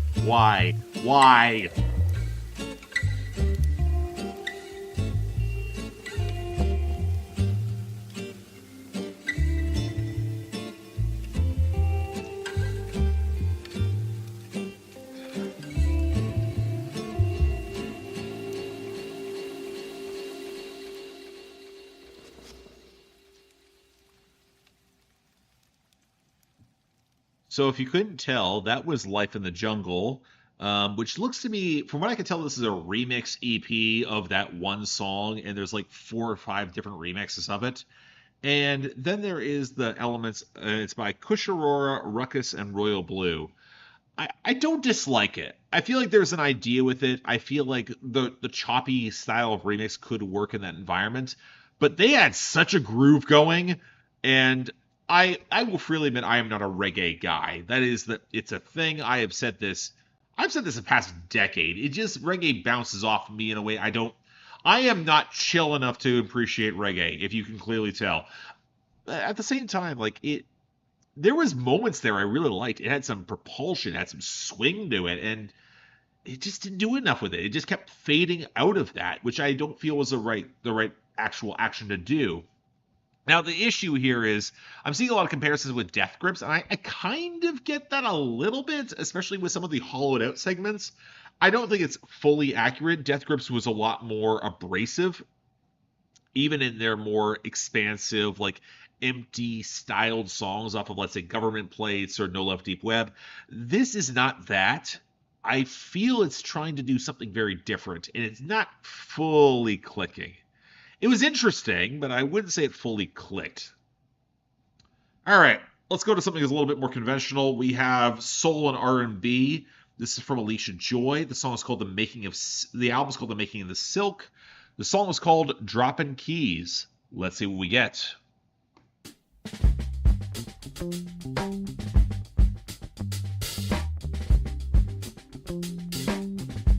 Okay, good drums. I don't wanna think about it. Someone left these words on my day. Nothing left to feel. It's so good. Still I can't clear my head. No, no, no.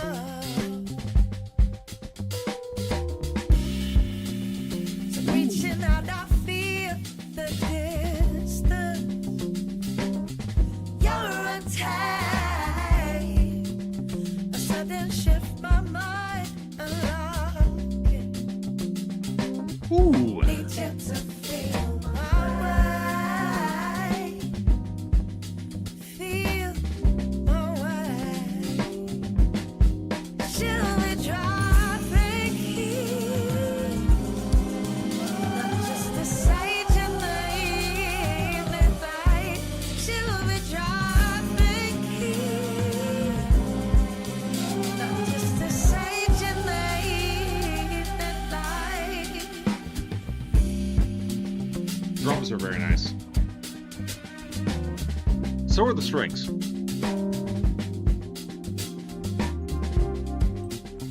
Nothing left to say about it. Now I know the truth. Peace and beauty is in the mind. You're growing down to unlocking you. You should be dropping keys. Not just a sage in the evening light. Should be dropping keys. Not just a sage in the evening Something like that. light. Close the soul right now. Dropping keys. Not just a sage in the evening light. Ooh, okay, I like those synths. We're shifting into some like late 70s, early 80s soul with the synthesizers. I like that. Said, clear love from apart. Turned out my head was so rough. I will be dropping keys once I'm undone. Said, clear love from apart. Turned out my head was overrun.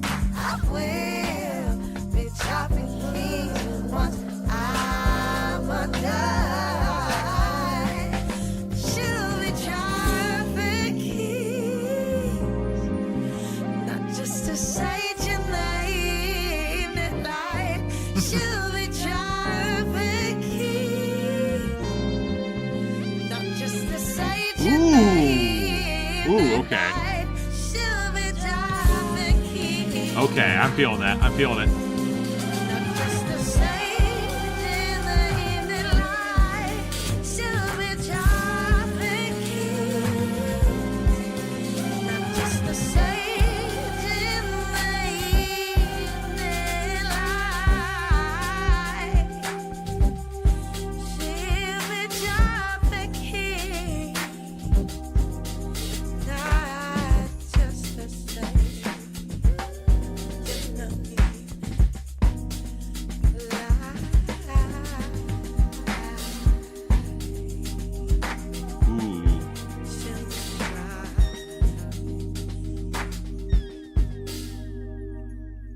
That is cool. That is cool.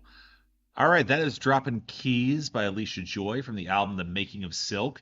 I was really impressed with that. I think it was initially playing to a very conventional 70s soul texture overall, at least to start, especially with the strings embellishments. And I think it changed up really effectively into more of an 80s synth-inflected soul, which I liked a decent bit more, and that's rare for me. I don't normally like 80s soul and R&B that much. It feels a little staccato, but that one, I think that song is saved by the drum work, which has a lot more of a jazzy texture, and that plays that along very nicely. I really liked how it developed there. I really like that it kept the momentum going, especially given that the bass line was, I'll be honest, not stellar. And it had that vibe of the way that the singer came across. She gave me Alicia Keys vibes, and the reason I say that is that it's very much of I have a classically trained wisdom to impart, and I think she conveyed that very effectively. I'm not always going to say that the writing was really jumped off the page, but I think that it was effective for what it was designed to do, and she was a good singer. Like, I'm not going to begrudge anyone on that song. That was a really pleasant song. I'm not sure I would go back to it because you do tend to see a lot of R&B and soul in this vein that tends to get very popular. It's very tasteful on Bandcamp, especially. I'd like to see my R&B and soul push get a little bit more interesting and thoughtful. And I think there's elements of the instrumentation that get there. I'm not sure the rest of the song does. I'm close, but again, that was cool. That was legit cool. I was digging that. All right. Next up, we have compilations. So we're skipping again. We're going through here. We're skipping the compilations as per expected. And the next here is from a Brazilian rapper. Okay, this is new. Debut from Brazilian rapper Lies and the New Love Experience blends bars with Tropicania and samba. We could be in for something here, folks. Let's see where it goes. The song is called Jongo. Here we go.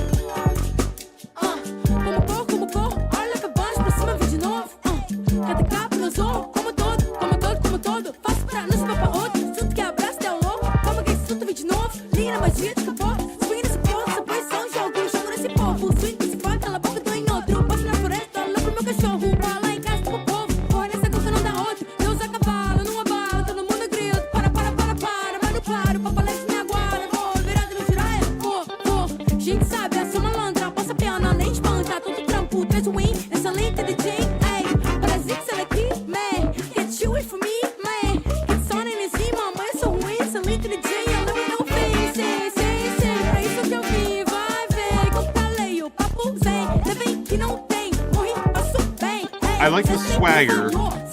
I'm not sure this works.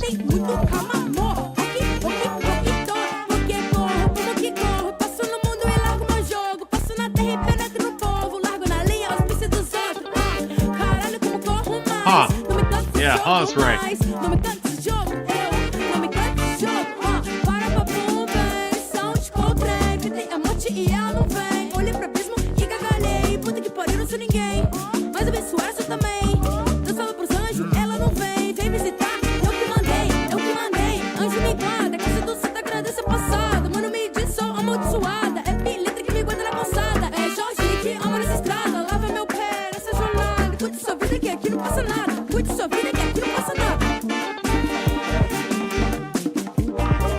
Huh. Okay, the horns sound great.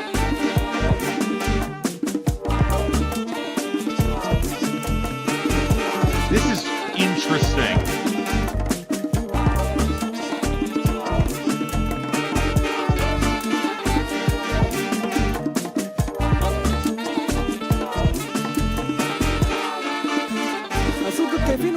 الداري بكتب بالشمال لاني زول يساري Yes, appearance, okay. والحصاري بطقتك في يدي كانكم ساري لا لازم نحنك ما تجي طواري الستيشن ده معقد ما عندك اتاري نفسي في مزيكا بفتح بشوك تاري بيتاتك ضباري بيتاتك عجالي ما تسوي لي كده ناس دي تسرد وبيتنا ضفيضه كل زول فينا قاعد على حيده حبوا بيدي انتهوا يا دكتور مديده عيانا حزين وخزن دموعي سميني الخزين أنا عيال لمدة سنين أنا Tira de louco, mas sai na mordida. Europa, na escola, latina, batida. Se quer seu trabalho, comece na gira. Sudando na bola, é nós e família. Família de louco, que eu fui na batida. Fudendo os Europa, que pode pra vida. فيلم السوداني يعني شافع واقف في الدنيا كأني مدافع في حاجة لازاني دي شكلها الدافع أنا قاعد بحلم نزلني يا رافع في قلبي قذيفة لساني مدافع صاحبي اسمه علي لكن ما كان نافع يدك دي سمحة تاني ما حصافع خسرت في اللعبة لأني كنت الرابح يا عديش ده شنو ده. Okay, that was from Django, from the artist Lays and the New Love Experience, from the album Ela Partiu. Again, I do not speak Portuguese. I am making the best I can. That was interesting. That was not what I was expecting. I don't mind the horns there. I think that the horns added a lot of melodic flourish, and I think her flow, I don't know the names of the two rappers, but I think her flow was impressive.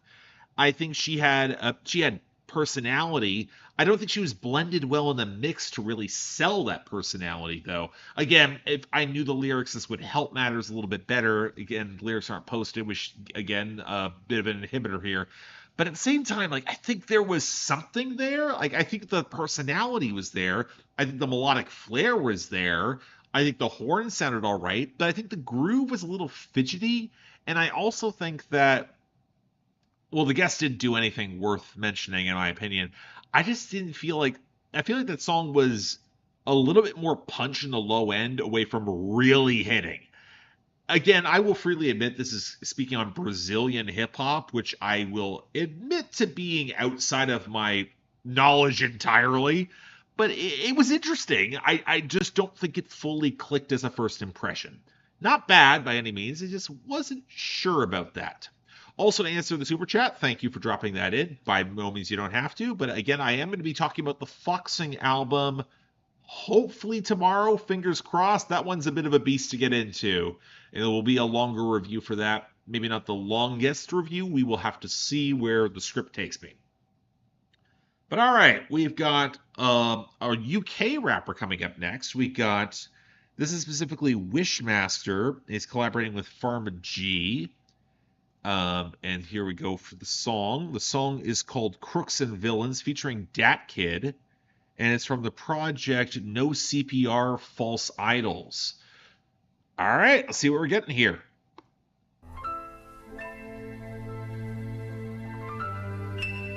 Do you think Andre 3000 will do another jazz flute album? Inevitably. That kid, Wishmaster, Pharma G, yo.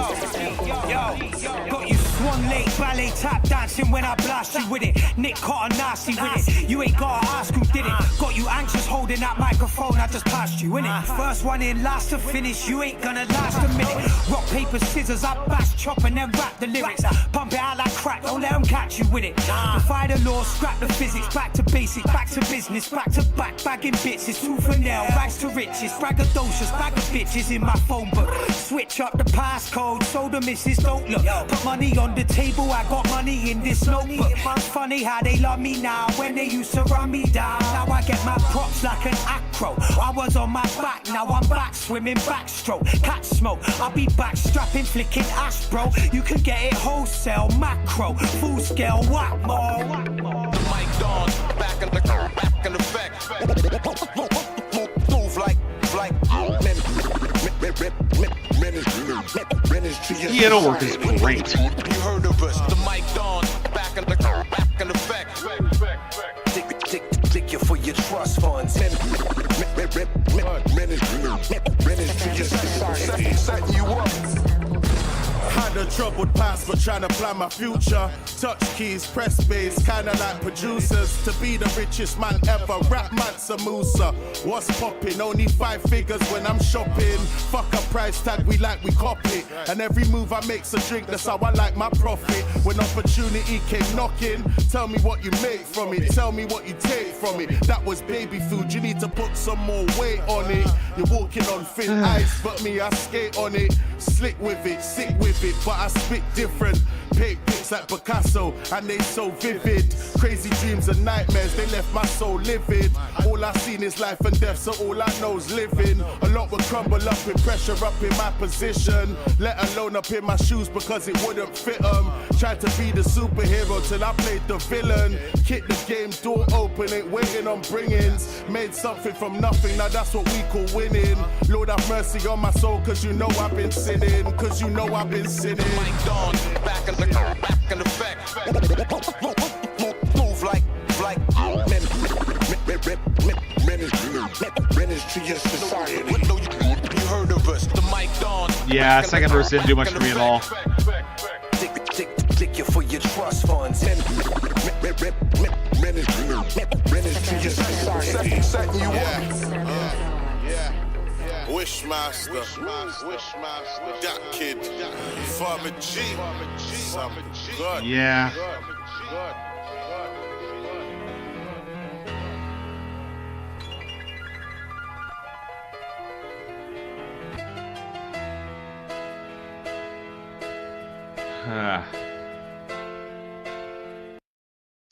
So this is one of those cases where I can very clearly tell that the producer is the star of the show. I can tell that the piano line and the groove and the scratching is really what you would come to this song for. Because the first verse is good, the second is not. I find it is kind of a little one-dimensional. It just didn't have a lot going for it. I wasn't remembering any of the punchlines. It wasn't really sticking for me one way or the other.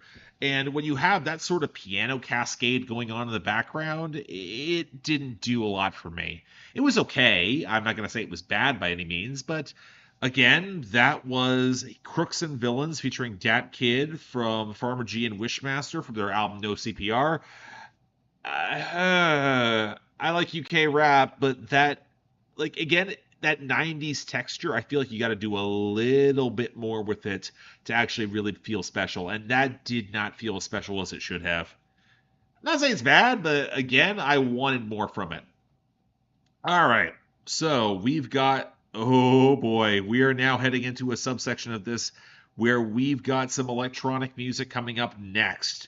And this next one is interesting. This is from New York Haunted. This is a label, and it's not, again, I normally question label compilations, but this is it's coming from it's an EP that they've put out recently. Again, it's going to be a little bit longer, so if you want some electronic music to really shake things up, it's going to go for about 8 minutes.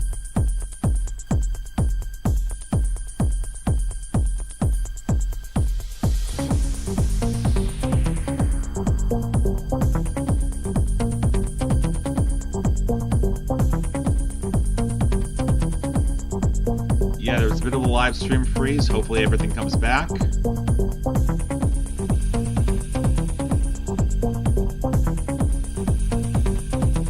Okay.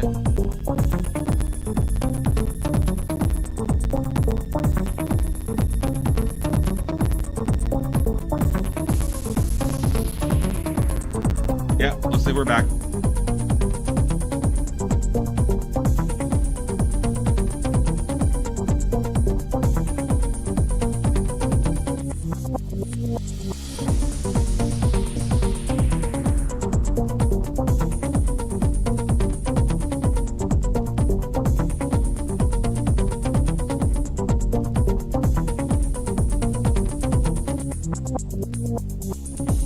No, there was a live stream issue. We managed to cover that off, so we should be good for now.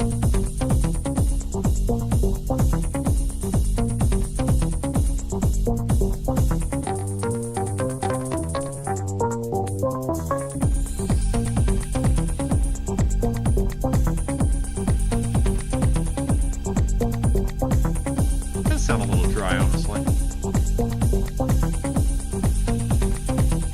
Drums are nice, but like...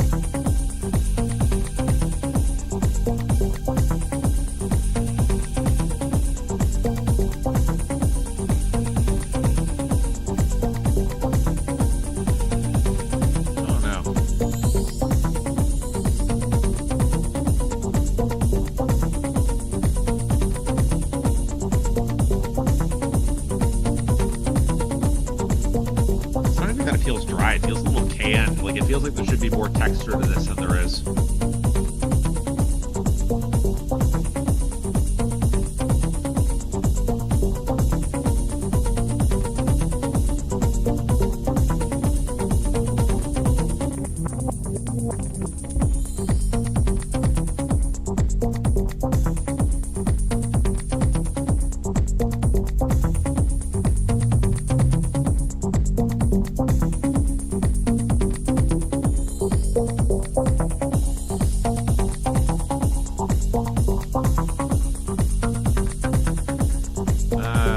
I don't know.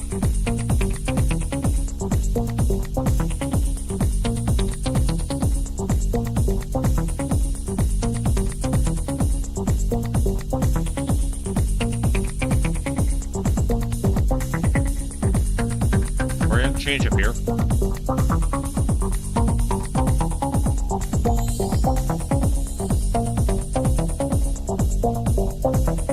Those chime flourishes feel very 90s.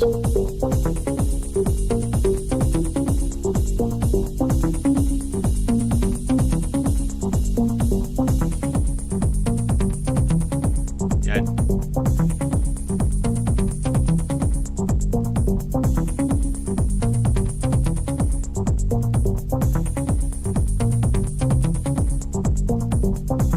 Yeah, it's very techno. I'm not the biggest techno fan as it is, and I'm not sure this is doing much for me.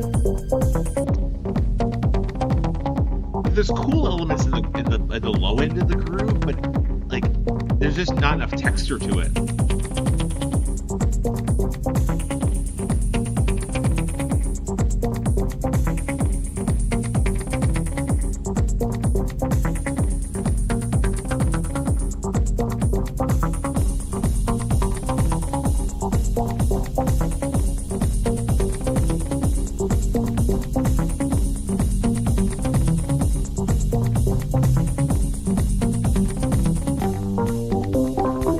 Okay.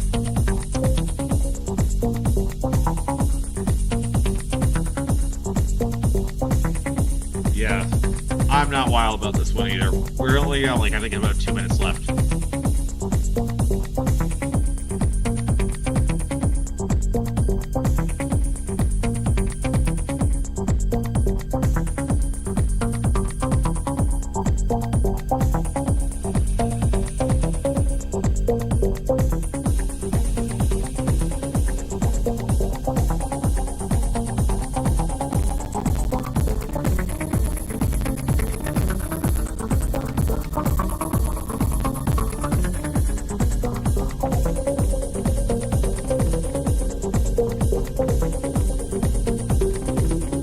Yeah, I don't think that worked.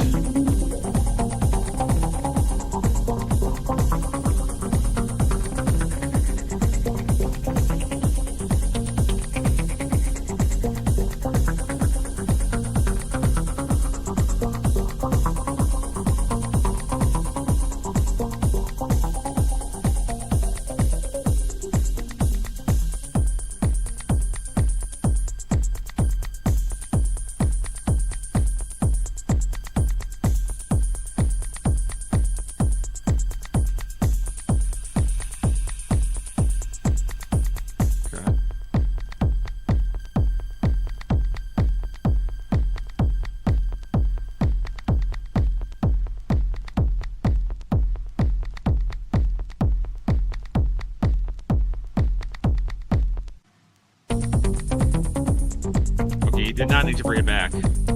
Not at all. No.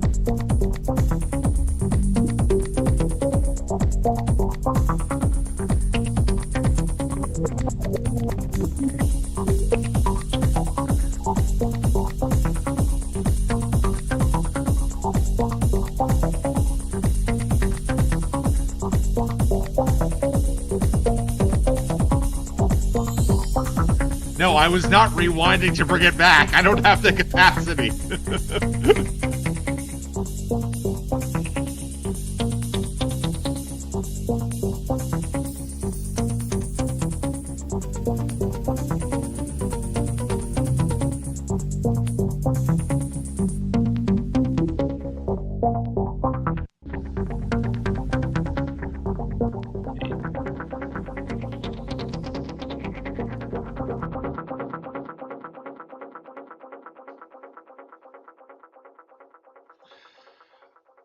Okay, that was Dance School Orlando Voon remix from New York Haunted and their compilation project Demented Machine. Yeah, I didn't care for that. You know what? The weird thing with this one is that it feels like I agree with the chat here. I feel like the hi-hat got very stale very quickly. And I feel like the groove was okay, but they kept trying to do flourishes with it, but the flourishes never added up to anything. It felt like it was gonna like it chops it up or it slowed it down, then sped it back up again. And it there were some ideas with it, but it never felt like it was contributing to a development. It never felt like it was adding up to more, and it certainly did not earn that runtime, especially with how otherwise flat it was. It didn't feel that experimental either. It again, an odd ebb and flow, Louis. I agree with you there. It just again, it was fine.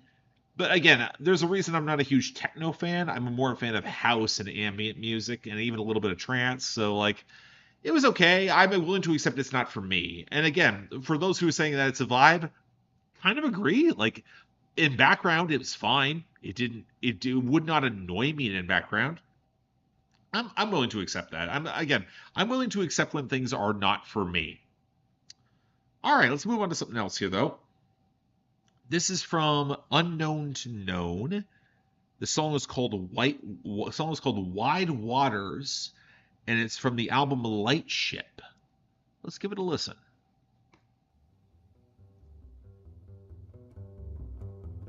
Ooh.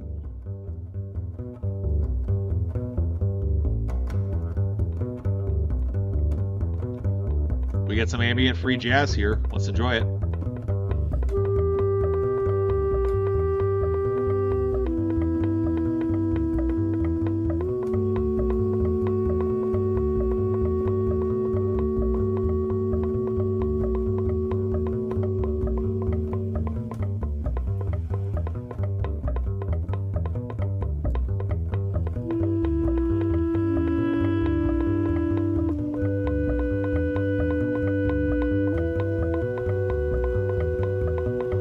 Okay. The movements are nice.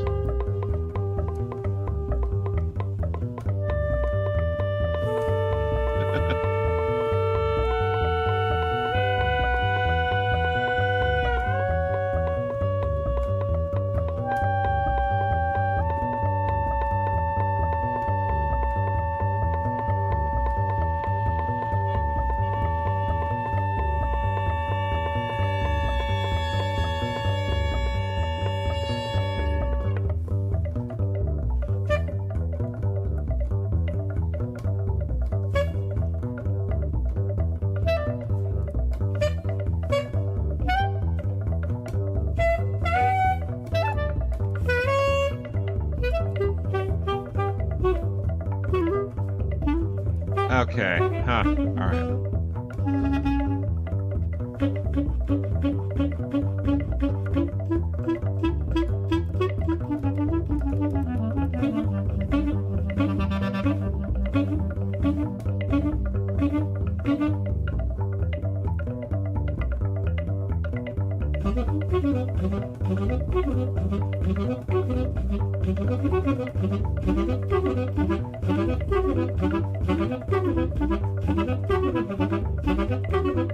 They're trying to get that groove to sync up.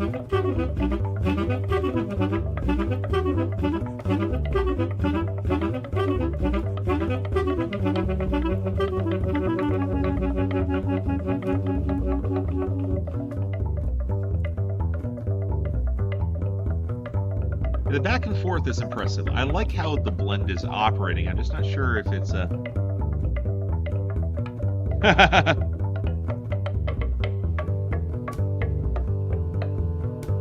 Oh, there it changes.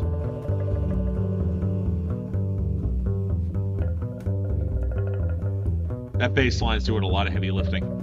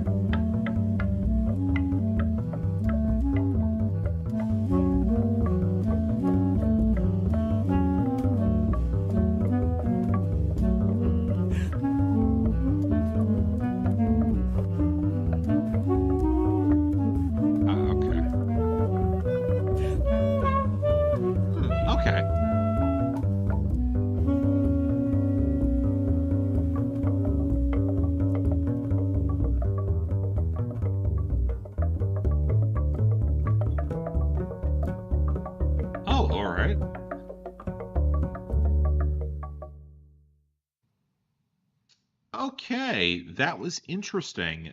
Okay, I found it more interesting than I think some of y'all did. This is Wide Waters from Unknown to Known from the album Lightship. One thing I will say about that one that I think really stuck with me is just the number of woodwinds that were being able to blend alongside that very steady bass and that kind of tapping percussion. Apparently, this is a four-person collective. They actually have some level of development in terms of the improvisational style. And where for Nellis and Ephro, you actually got a lot more of that improvisational chemistry. For here, you can tell it's a little bit looser, and you can like the improvisational elements are still there, but they feel less deliberate and more, oh, we're trying to feel each other out, and they haven't quite meshed it fully there yet. They were really listening to each other. I think the synergy was there, but it wasn't quite as tight as it could have been. Overall, I thought it was pleasant. I thought it was likable. I will say it didn't wow me per se. Again, when it comes to some of those brands of ambient or well, not even, it's more of like free jazz. It's kind of being able to impress in terms of what melodic motifs really stick out. I didn't think there was anyone that really jumped off the page there for me, but overall, yeah, it was nice. It was very nice.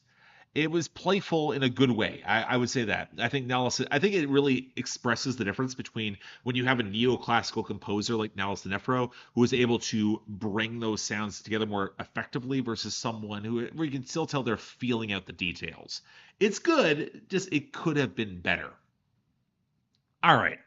The next song, okay, I'm going to be honest, I'm not feeling a 12-minute experimental ambient piece next. And the benefit of running my stream and my show is that means we can skip that. I'm feeling most of y'all wouldn't want to listen to 12 minutes of ambient music either. I know, I mean, it's most of our vibes, it's supposed to be calming and everything like that, but we're also past the 2-hour mark, and I want to make sure we can keep things moving along just a little bit more. Just a little bit. This is also taking us a little longer, and we still have more ambient music to go. This is from Mara. She's an instrumentalist out of Sydney, Australia. And this is from the album At Every Corner. The song is called, well, At Every Corner. It's the title track. Here we go.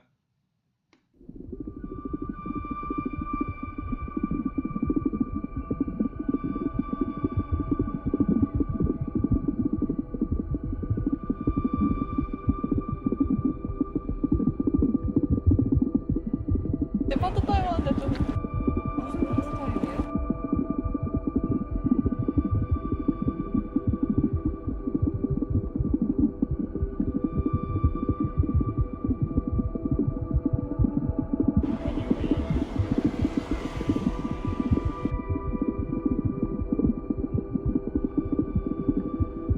I'm not so interested in death, she thought, pacing steadily through the museum. Her mind lingers back to her at the lunch table, her disappointment in her country, in giving any opinion, not enabling the power of taste, debilitating the sense that held an appreciation for beautiful things. Oof. Okay. You were really interested in... Oh, I like that. I like that a lot.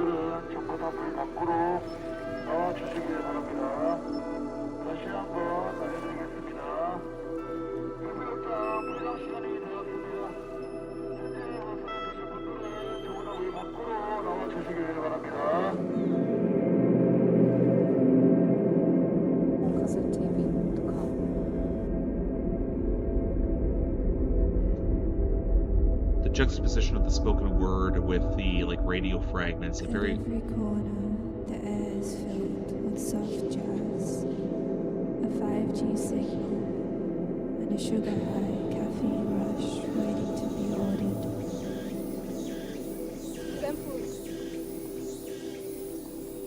I don't care for that piece.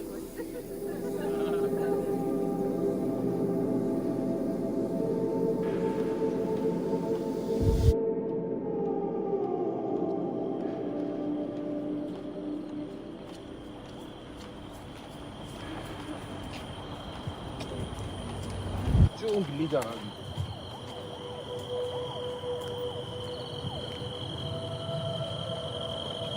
Okay.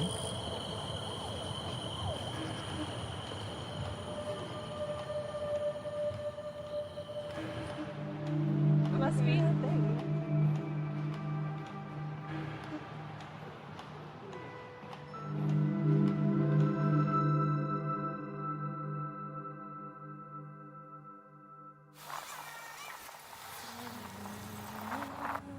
Look down from the CCTV to the hand dropping the cigarette from the amber taxi car. Another bottle smooth from the fridge.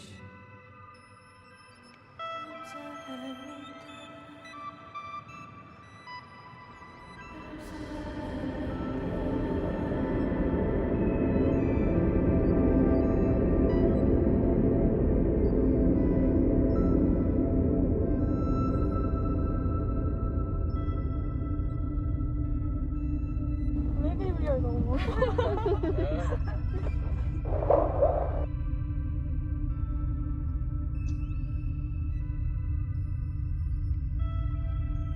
Okay.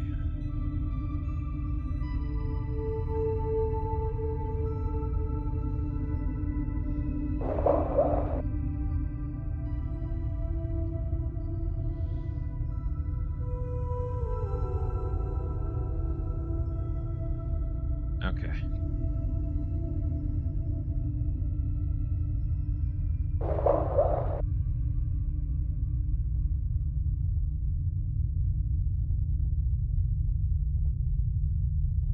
Very nice view. Uh,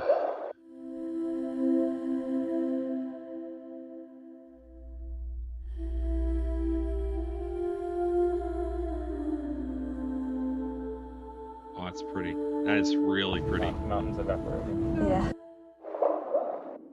Mm.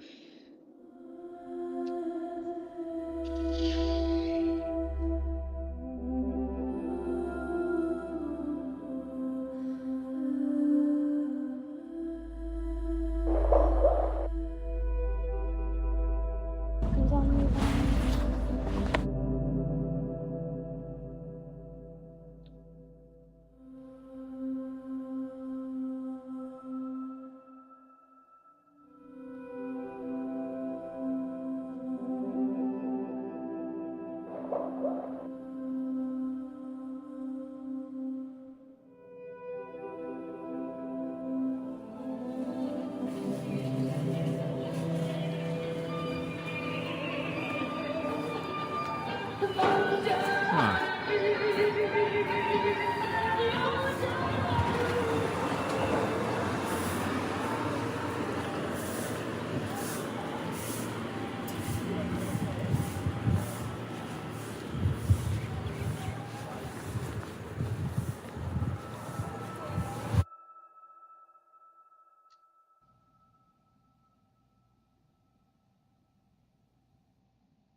All right, folks, that was At Every Corner from the album of the same name from Mara.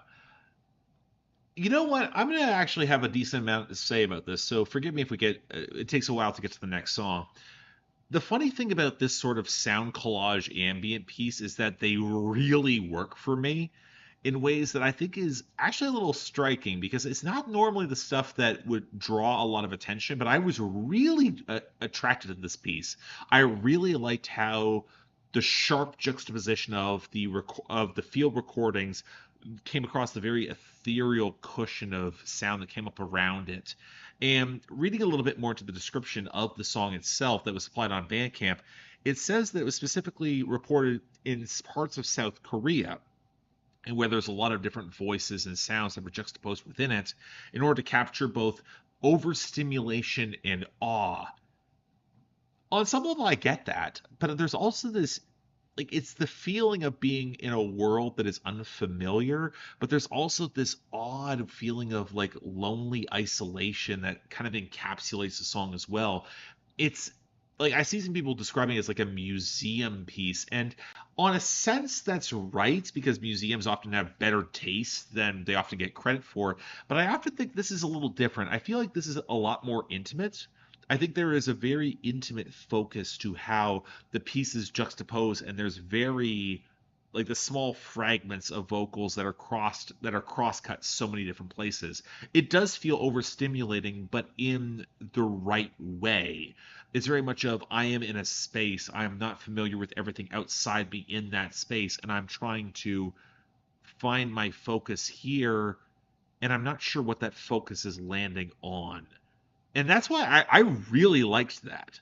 Like, that was the sort of thing I'm like, again, it's always hard to make strong opinions about ambient music, especially ambient sound collage music, but I think it was really interesting. I think there was a lot to that. And again, it's not the sort of thing that makes for an easy review, but in terms of an art piece, it is the sort of thing that gives me the vibes of, especially with the juxtaposition with the cleaner elements and those very sharp samples, I think there is a fractured element to that that makes me want to hear more. I really like how that was cut together. So, yeah, that was really cool. I really like that. All right, let's move on here, though. And guess what? We got more ambient music. I guess we're on our ambient bullshit tonight. This one's going to go for about 5 minutes. This is from Dextro from the album Respire. And the song is called Inseparable. Let's take a listen.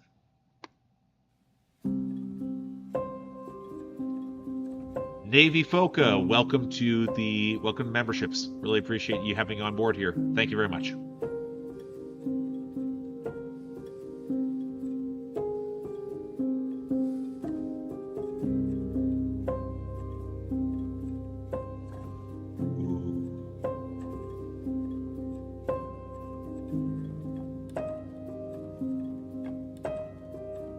Hear those pianos creak?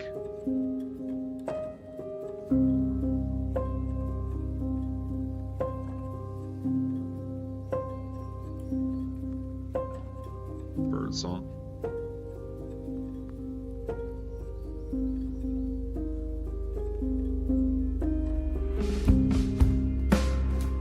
Ooh, okay.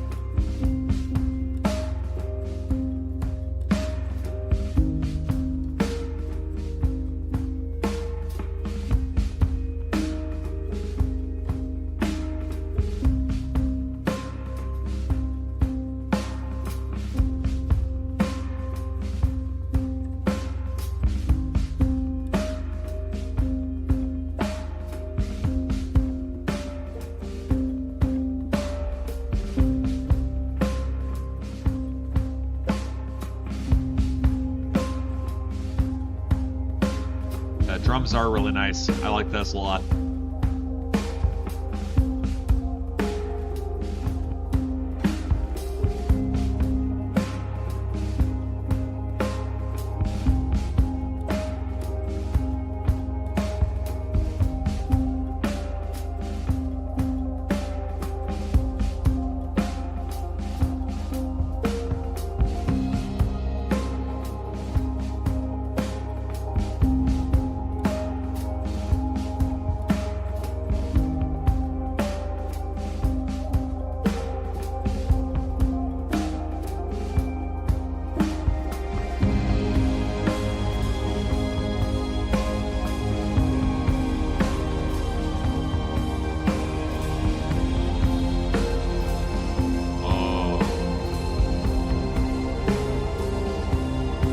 Michael, that rumble. It's subtle, it really comes through well here.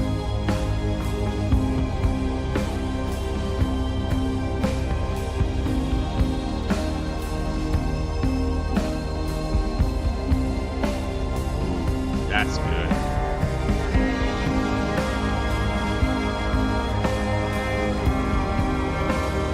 Oh.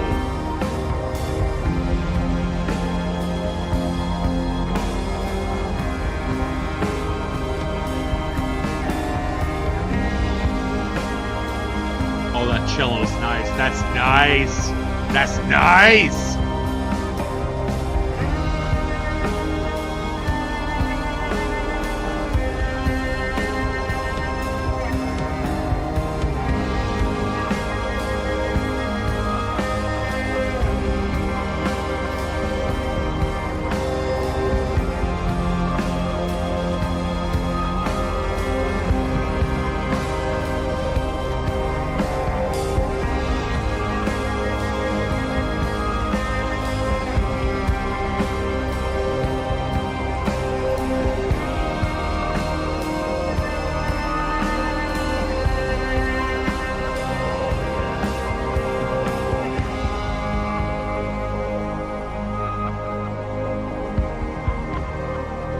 that is good. That is real good. That's fucking real good.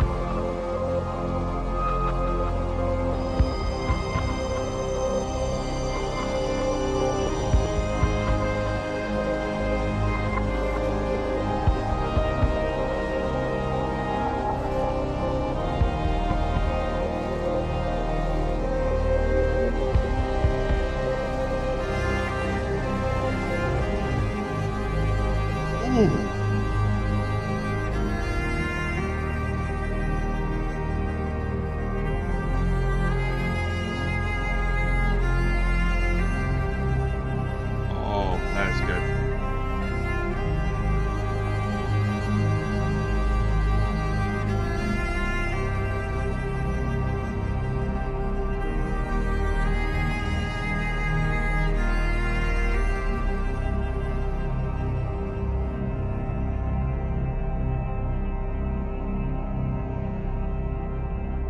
Ooh. Oh yeah. That was real good. That was real good.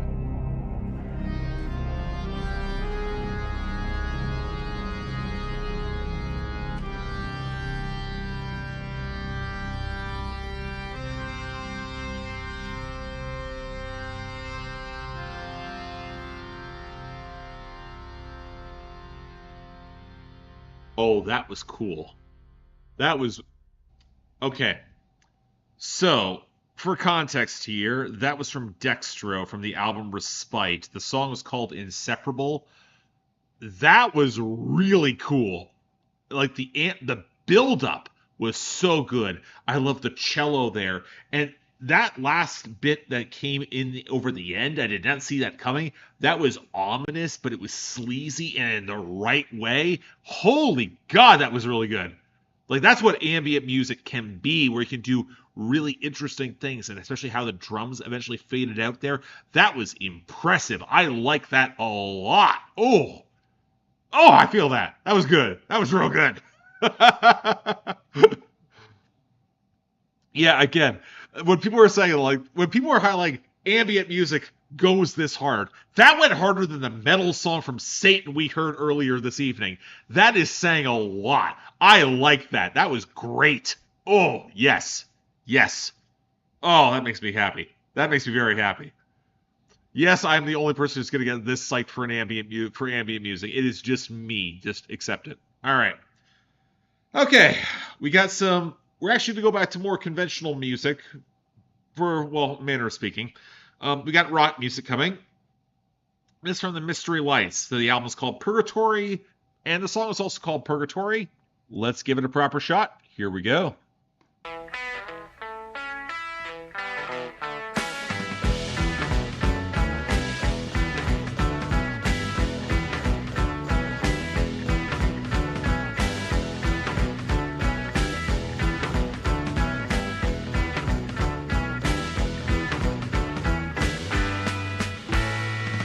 I truly try to be a righteous man constantly in the midst of sinful situations.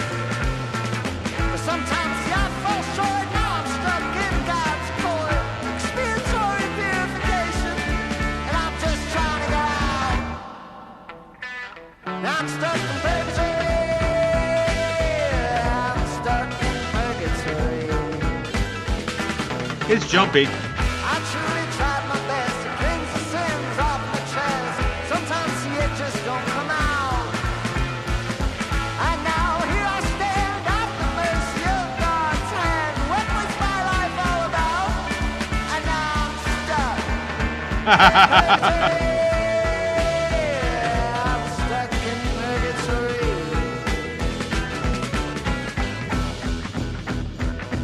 I wouldn't say it's Bob Dylan-esque, especially with these guitars. Like, it's too jumpy, it's too jittery.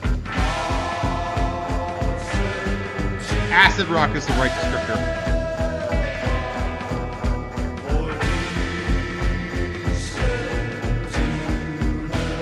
It's trying to be a little gothic too. I don't dislike it. It's just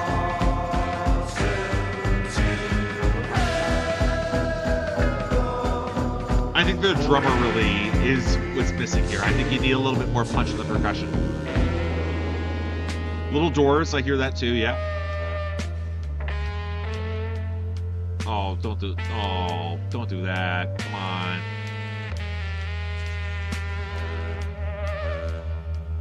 You had tempo. Why?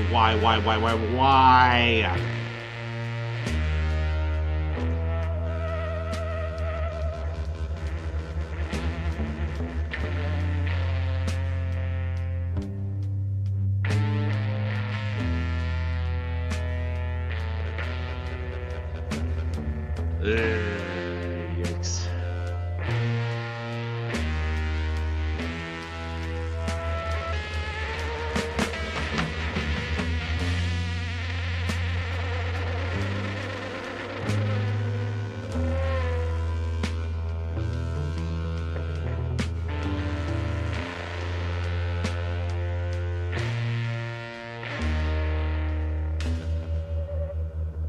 Yeah, that had an idea.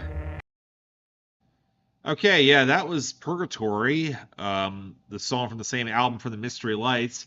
I feel like that could have been great, but at the same time, like, it totally lost momentum at the end there. Like, it was a jittery little bounce to it, but, like, yeah, that did not pay off at all. That was honestly really disappointing, guys. I kind of like the sound of that a lot, but yeah, but again, yeah, farty guitar tone. There was just not much there. I did not care for that. Again, maybe it works in the context of the album, but that's kind of the risk that happens with Bandcamp. When you put forward one song in order to try to represent your album and try to rope people in, you run into cases like this. But at the same time, that wasn't, like, that song should have been able to stand on its own. There was potential there. Yeah, it did feel like Purgatory at the end and not the good kind. Yeah, it should be better. Again, it was one of those songs that felt like it really should have been better. All right, so we got something a little bit different here. This is going to be a little bit more on the dream pop / shoegaze side of the special. This is from Cassie Ramone from the album Sweetheart. The song is called Together. Here we go.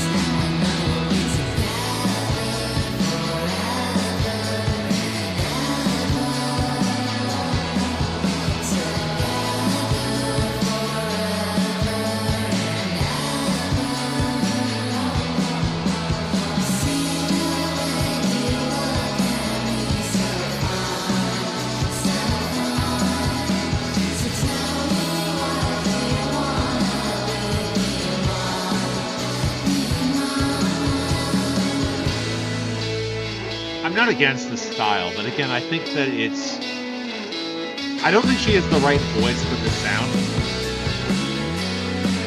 Like, she has a voice for like a much rougher, harsher brand of indie rock. It's a good vibe, but I'm not wowed by this. Yeah, and the reverb is cutting in on this one. It feels a little bit flat in certain spots. It should have more muscle.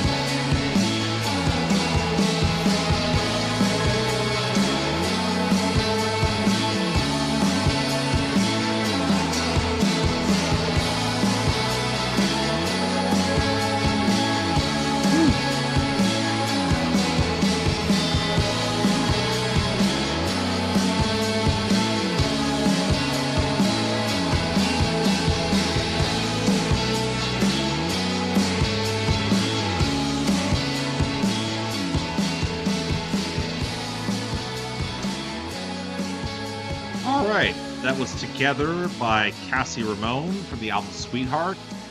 You know what? There was a part of me that was going to be harsh on this song. I don't think I'm going to be. I think the bass lines save this song. I don't think the drums are that much to write home about. I don't love the vocals either, but it's got very much of a kind of a surrealist approach to this brand of love song.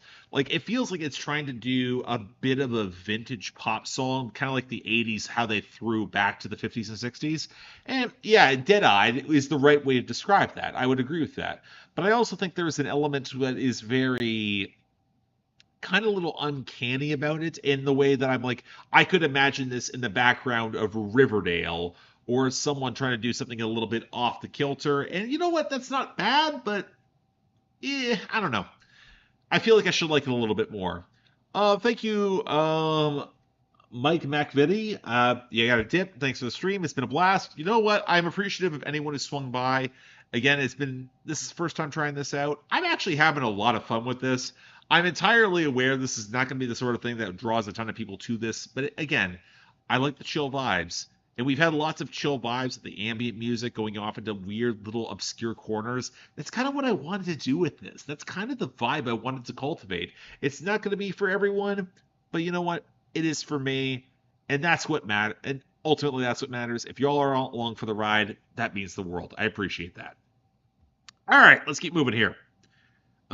We got some DIY indie folk that's described as experimental from Satu. The album's called Stone Tapes, and the song is called Oshin. Ooh, let's give that a look here.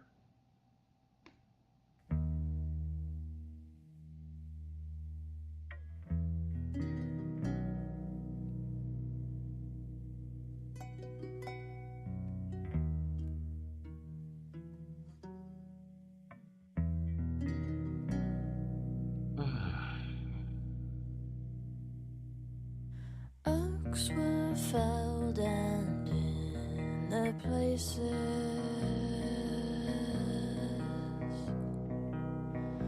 a church and unfamiliar God.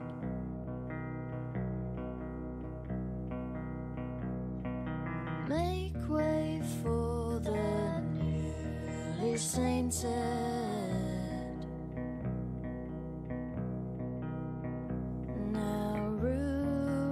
Only mark the loss.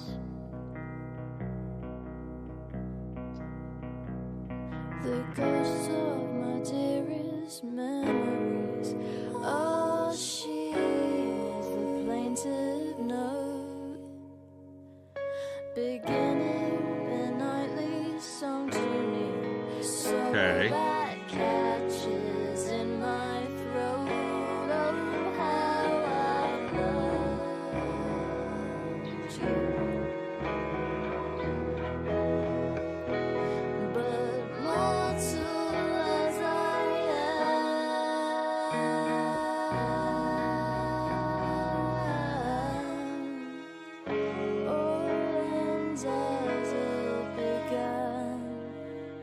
Huh. So I'll rest my head among the heather.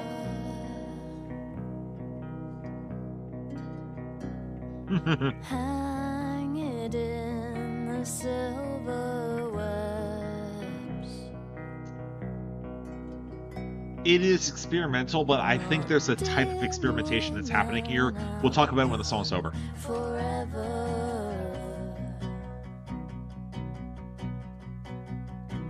The stone and earth will make my bed.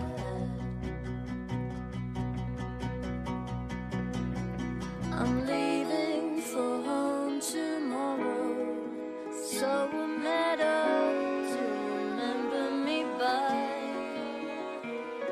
These tracks are my own to follow, back to my low storm wasted skies. I know you pleaded. Ooh. You know I heard that fateful rule and chose not to heed it.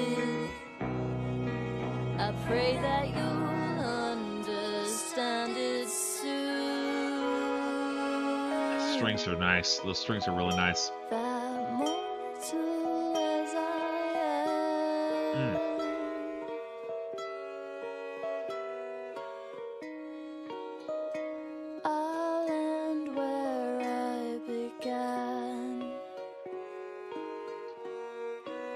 I'm going to get the year wrong.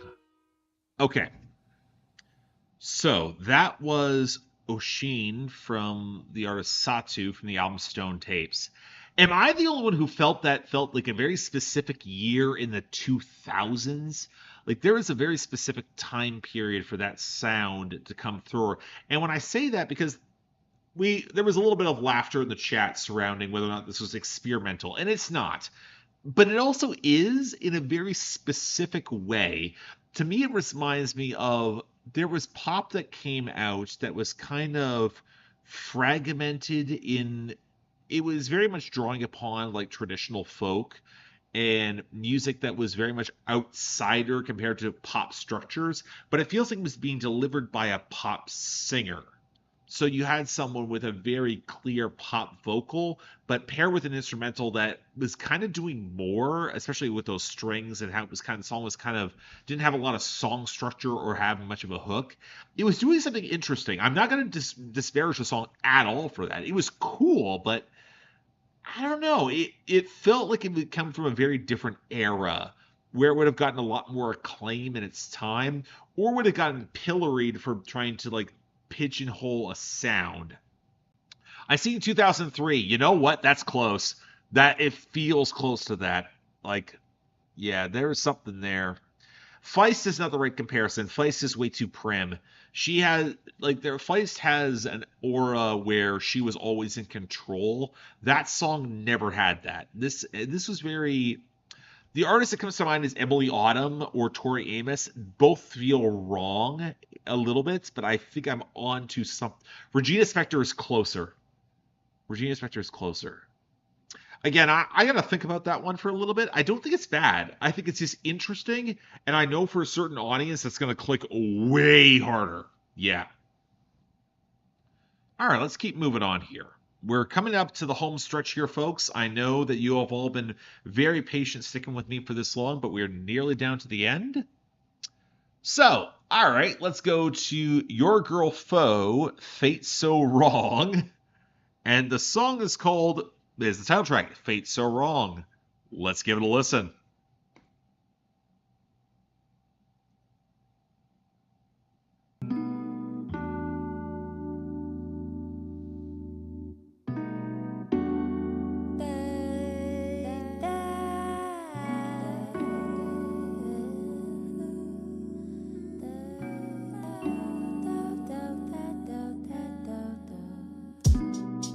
Seeing eyes, third awakening. Notice ties to be loosening. Lust is eye overpowering. Maybe I don't know what the light is. Don't know my savior. Heard all the sayings, they're all the same. Yeah, don't know my savior. Heard all the sayings, they're all the same. Yeah, they're all the same. Fate so wrong. Troubles with my wandering soul. Why can't I be that girl? Why can't I be that girl? I don't know if I'm saying that I believe in fate or I guess a divine or I guess cosmological force. I'm not ignoring the fact Caught divine decider of mine. Living life like it is mine. And hate and fight overpower. Don't know what defies.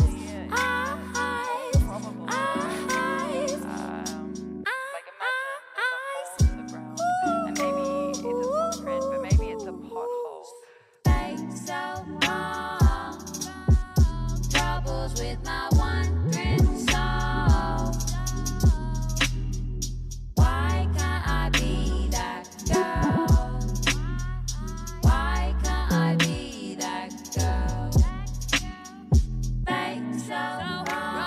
Why am I reminded of Tune Yards with this?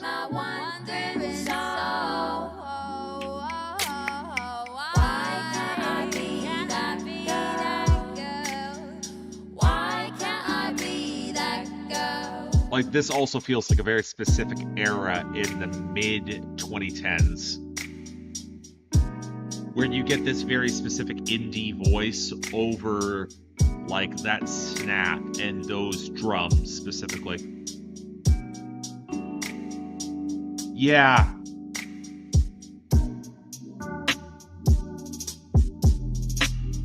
Okay, drum switch up.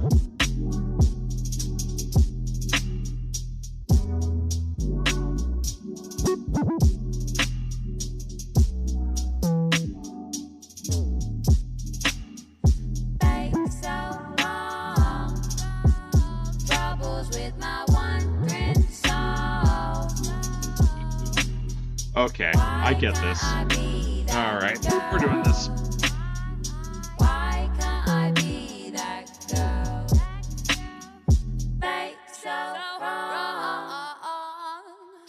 No, not quite.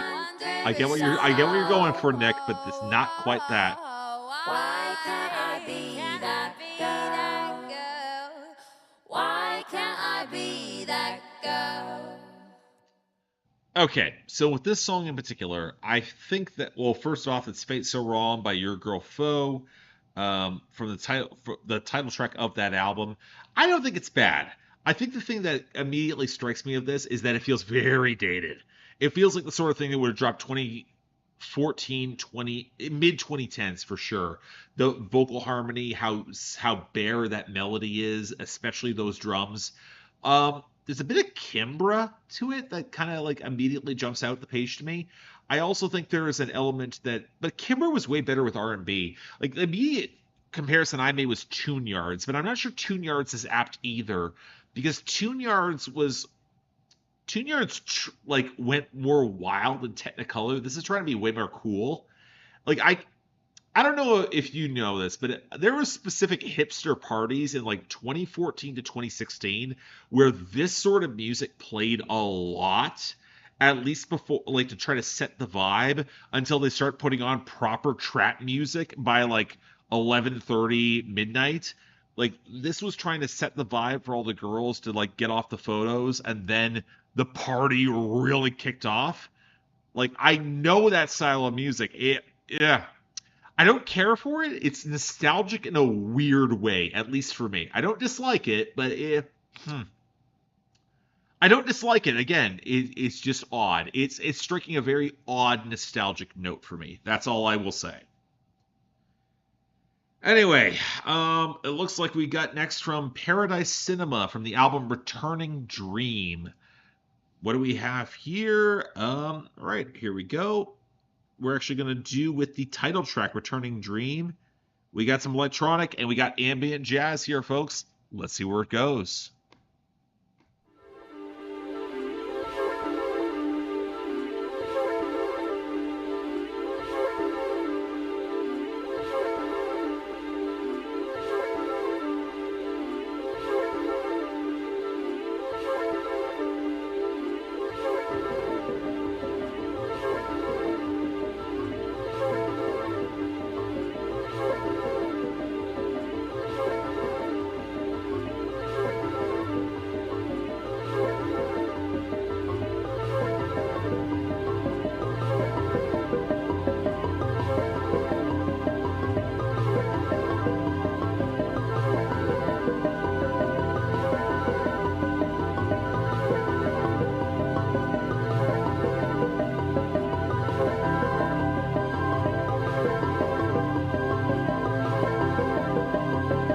Sure initially, but it's stabilizing better. I like where it's going.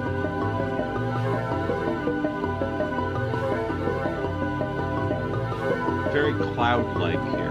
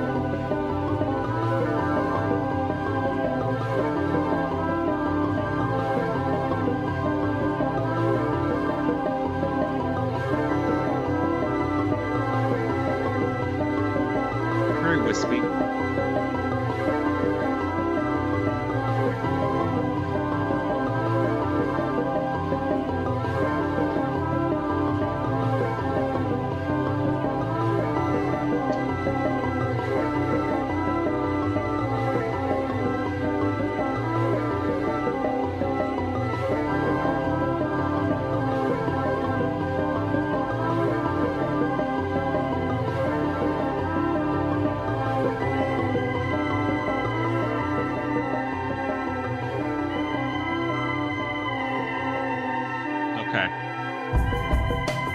Oh, there's the drums. All right.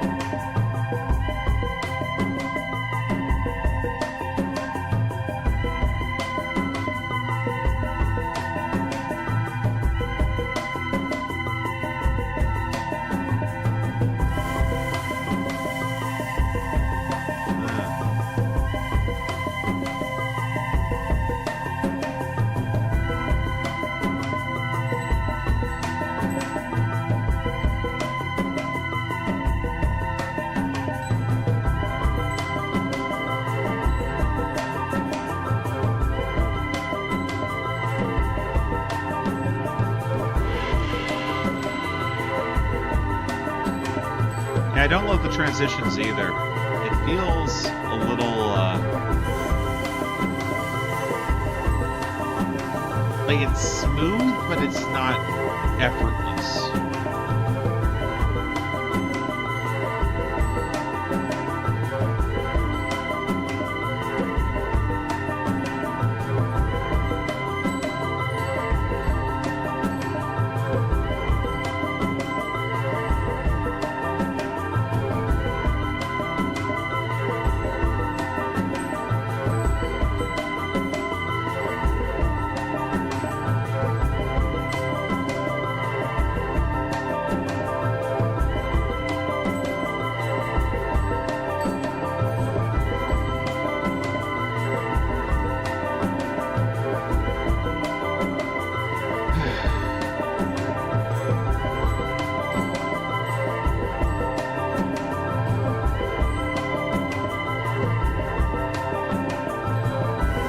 Yeah, it's not doing it for me either.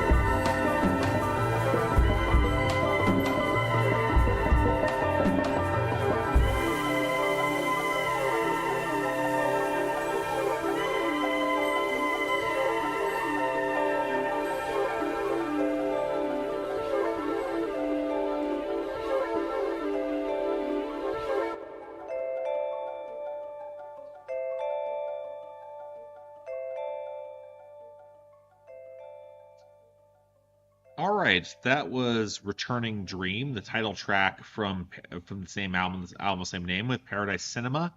You know what? It's not bad, but it did not leave a lot of an impression on me. I think it's a very wispy melody that they chose to anchor it in. I don't think there was a lot of a groove to it. It felt very meditative, very composed, but not in a way that I found entirely compelling or interesting. Like, it was fine, but again, it's one of those tracks that it didn't have the push and pull of improvisation. It felt very, very structured in a way that was not interesting enough to justify the structure. And I think a lot of the bleeping elements, they didn't resolve into more, which just kind of left the song a little bit cold to me. Not bad, but I'm not going to remember it. It was fine, but again, like, the melody could have done more. I agree with everything there. All right. We are in the home stretch. We only got a few more songs left before the night is over. We're going to go a little bit longer because, again, I'm still gauging the length of how these take, but I talk a decent bit in between, so we'll see how it goes.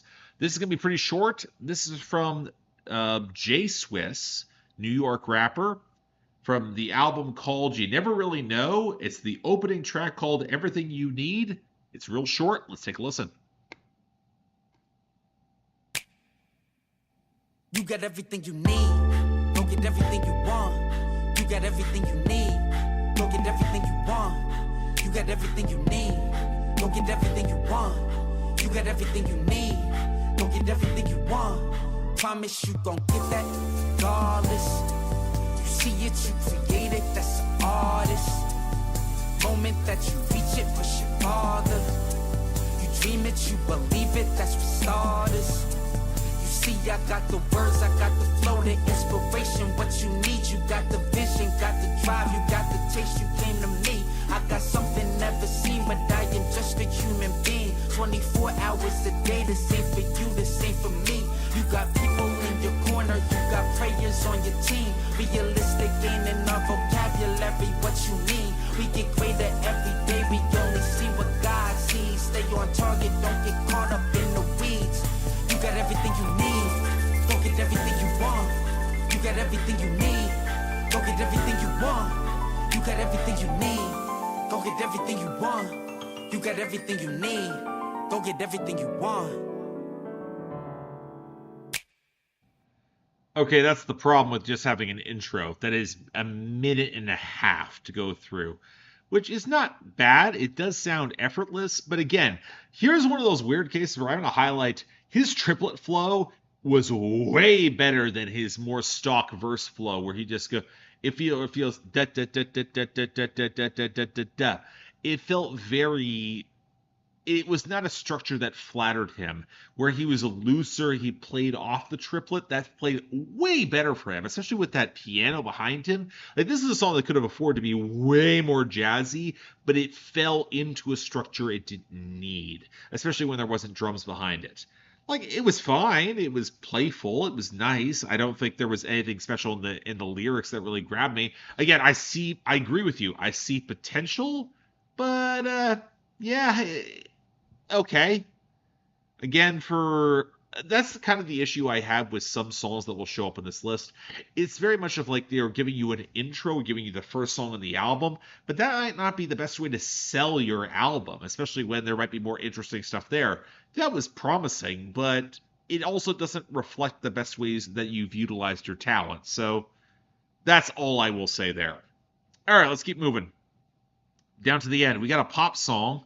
A piano version from Maria Was she's got 6 songs from her second record that she's re-recorded with piano. I'll freely admit that's the sort of thing I would normally skip. But you know what? I'll give her a shot. If it's not worth my time, I will learn to adjust in the meantime. So from this album called Captain Obvious, this is the closing track called What It Feels Like piano version. Let's see what we get.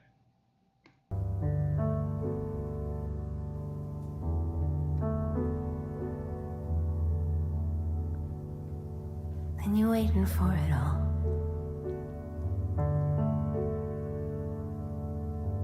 You're queuing up.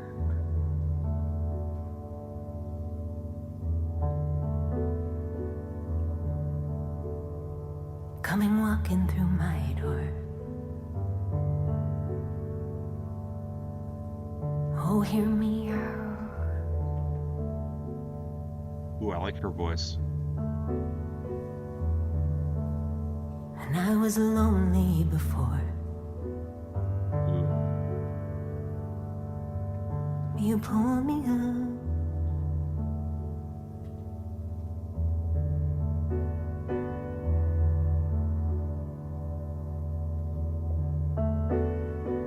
Can you wait for me now while I find my own? Oh, I like her voice a lot. Wake me up, baby. Feel me out, baby. And bring me out, baby. Baby. That's really nice. Then I say, yeah. I was drawing hard lines, and I wasn't a gambler, but you bring me out. Oh, that's sad. I was drawing hard lines on a fault line, but you ring me up, beat me up, creep me up, and then freak me out and fuck me up. Jeez. Let me stop by when we're home, my love. Say yeah. Stop by when we're home, my love. Say yeah.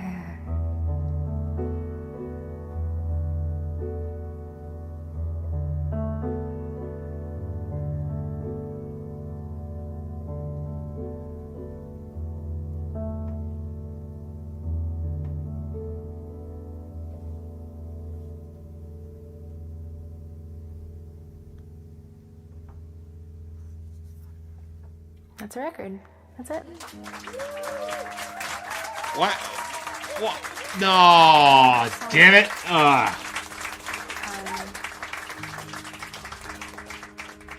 Yeah, okay. Don't put the applause. Okay, just a bit of advice here. Never put the Oh, shit. The stream got taken down. Really? All right, hang on. Been temporarily blocked because we touched audio. Hang on.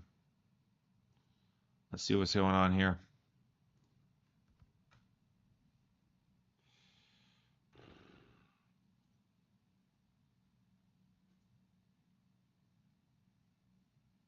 It says still public here. Oh no, it's blocked. Shit.